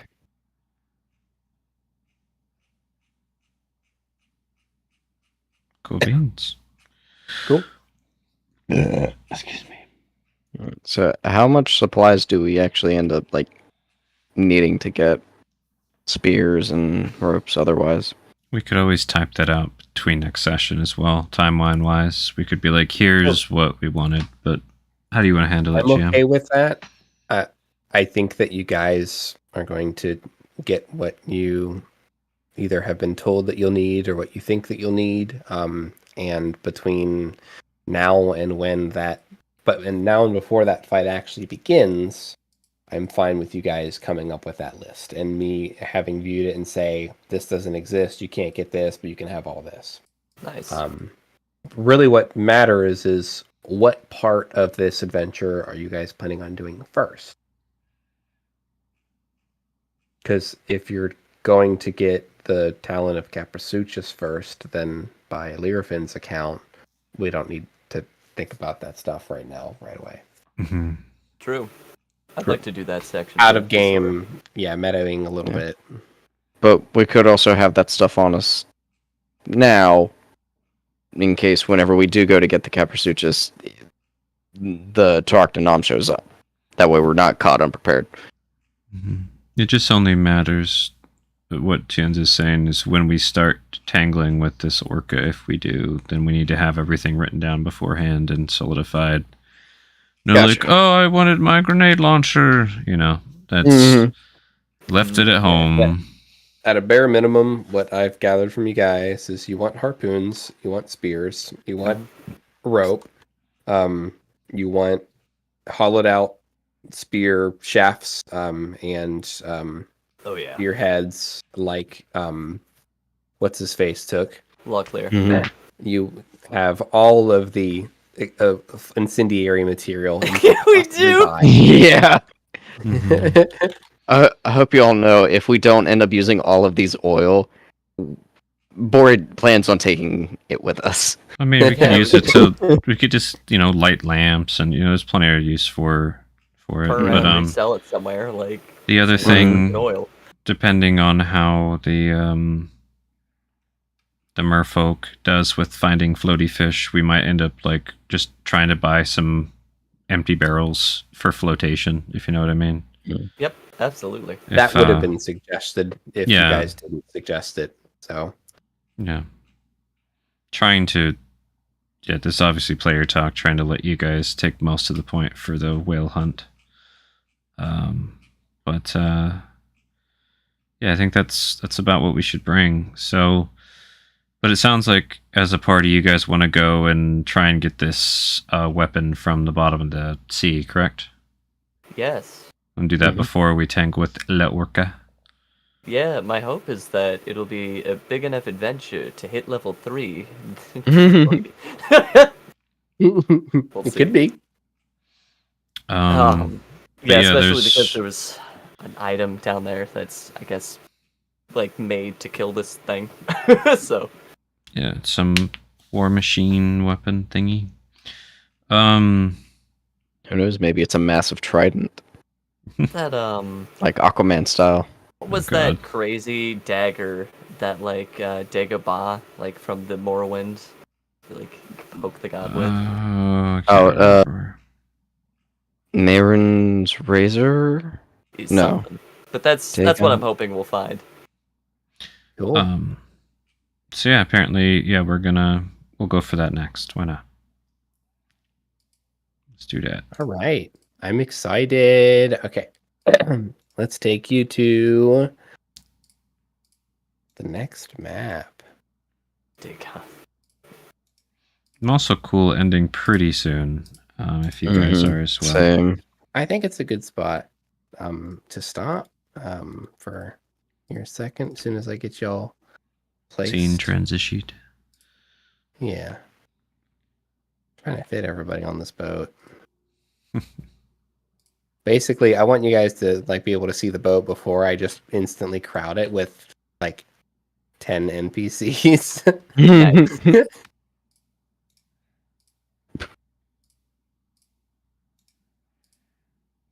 Okay.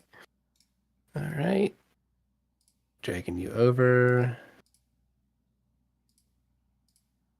Here we go. Oh yeah. It's not exactly the same as the AI image that I included, but It's good. Mhm. now let's do this wild thing. Just put everybody there. Cool. That'll do. There you go. See if I can move everyone. Sweet. The selection is pretty big, but everyone fits. It's realistic. Cool. So I'm interested in ending on just a little bit of a cliffhanger. If you guys are interested in that, just another couple more minutes of interaction. Let's go Sure. for it. So as you guys kick off and you begin sailing, Lyrafin did make it a point to actually come up onto the boat, and she's kind of uncomfortably, but not. She's just kind of sitting. She's stretched out in the back because she didn't want to swim the whole way, or just wanted to be with everybody. Mhm. Makes sense. Boat's catching a good headwind, so it's clipping. And after a while, you do see some movement off of your port side, and the surface of the water is breaking, and there is something going up and down to your left, and then it goes away for a little bit. And what would your reaction to that be in general as a group? Something probably about like 70 to 80 feet away, breaking the water, not coming out a lot, but it's something small too, like no bigger than any one of you all. Ideally, somebody... I mean, this isn't a boat with like a crow's nest or anything. There's nowhere really high to get on it. You just have to climb up into the rigging. Yep. Yeah, I mean, just try and get to the high point of the ship and get a better vantage as high as we can, even if it's a couple feet, you know? You want to roll me a perception, see what you see? Oh, sure. I'm not good at those, but let's do it. Blah, blah. So a 5, I'd say that it's Yeah, it's about what you definitely some type of described. creature. I can't get a good look Definitely at it. Type of creature. And after a little bit of quiet, you're all on the boat, and this little guy starts swimming beside you. It's- He looks hurt. He looks wounded. The seal, this cute little seal, he's got this wicked open wound kind of running along his back, like from the base of his head down towards like the middle of his back. This like long, jagged, bright red, like open wound. And it's swimming beside you, and it kind of is trying to like giving you the puppy dog eyes, and it's got its hands on the edge of the boat, and it's just holding on at this point, just like the boat's carrying it with you guys, and it looks like it's trying to come aboard. Well, what do we want to do about this thing? No. If actually, I don't know how much we know about workers, but like, we're not. Hold on. What was her name? Let's see here. Noah Kai. Noah Kai said that it's important to have chum, where to have it and where to not have it. We're not having that on the boat. Like, yeah. Here, I can send it away. And Bori's gonna use repel on Before the. you do free me. Okay. Our job is to kill this orca, right? Are there any other orcas out here that we're trying not to kill that you know about? No. Do we have any poison? I have what could absolutely be described as poison. Yes. Are you talking? Yeah. Put it in a fish, feed it to the seal, and hope for the best. Done. I don't think it's a good plan, but you seem to not want the seal to be on the boat, and if you think the thing that's trying to kill it is what we're going to hunt later, maybe it'll have a tummy ache later when we try to fight it. Just an idea. Or we could bring the seal aboard and tend to it, or maybe we could use it as bait later. Or maybe we should fight the whale now. I don't know. Those are my inputs. Fair enough. I don't really know the sea. Maury, do you have a 2 cents? Are you referring to the thing that Scurry had made before? Is that what you're talking about? Feeding it? Roughly. I don't know if that would be such a good idea. you feed it to the seal, it kills it, then something else comes along and eats it.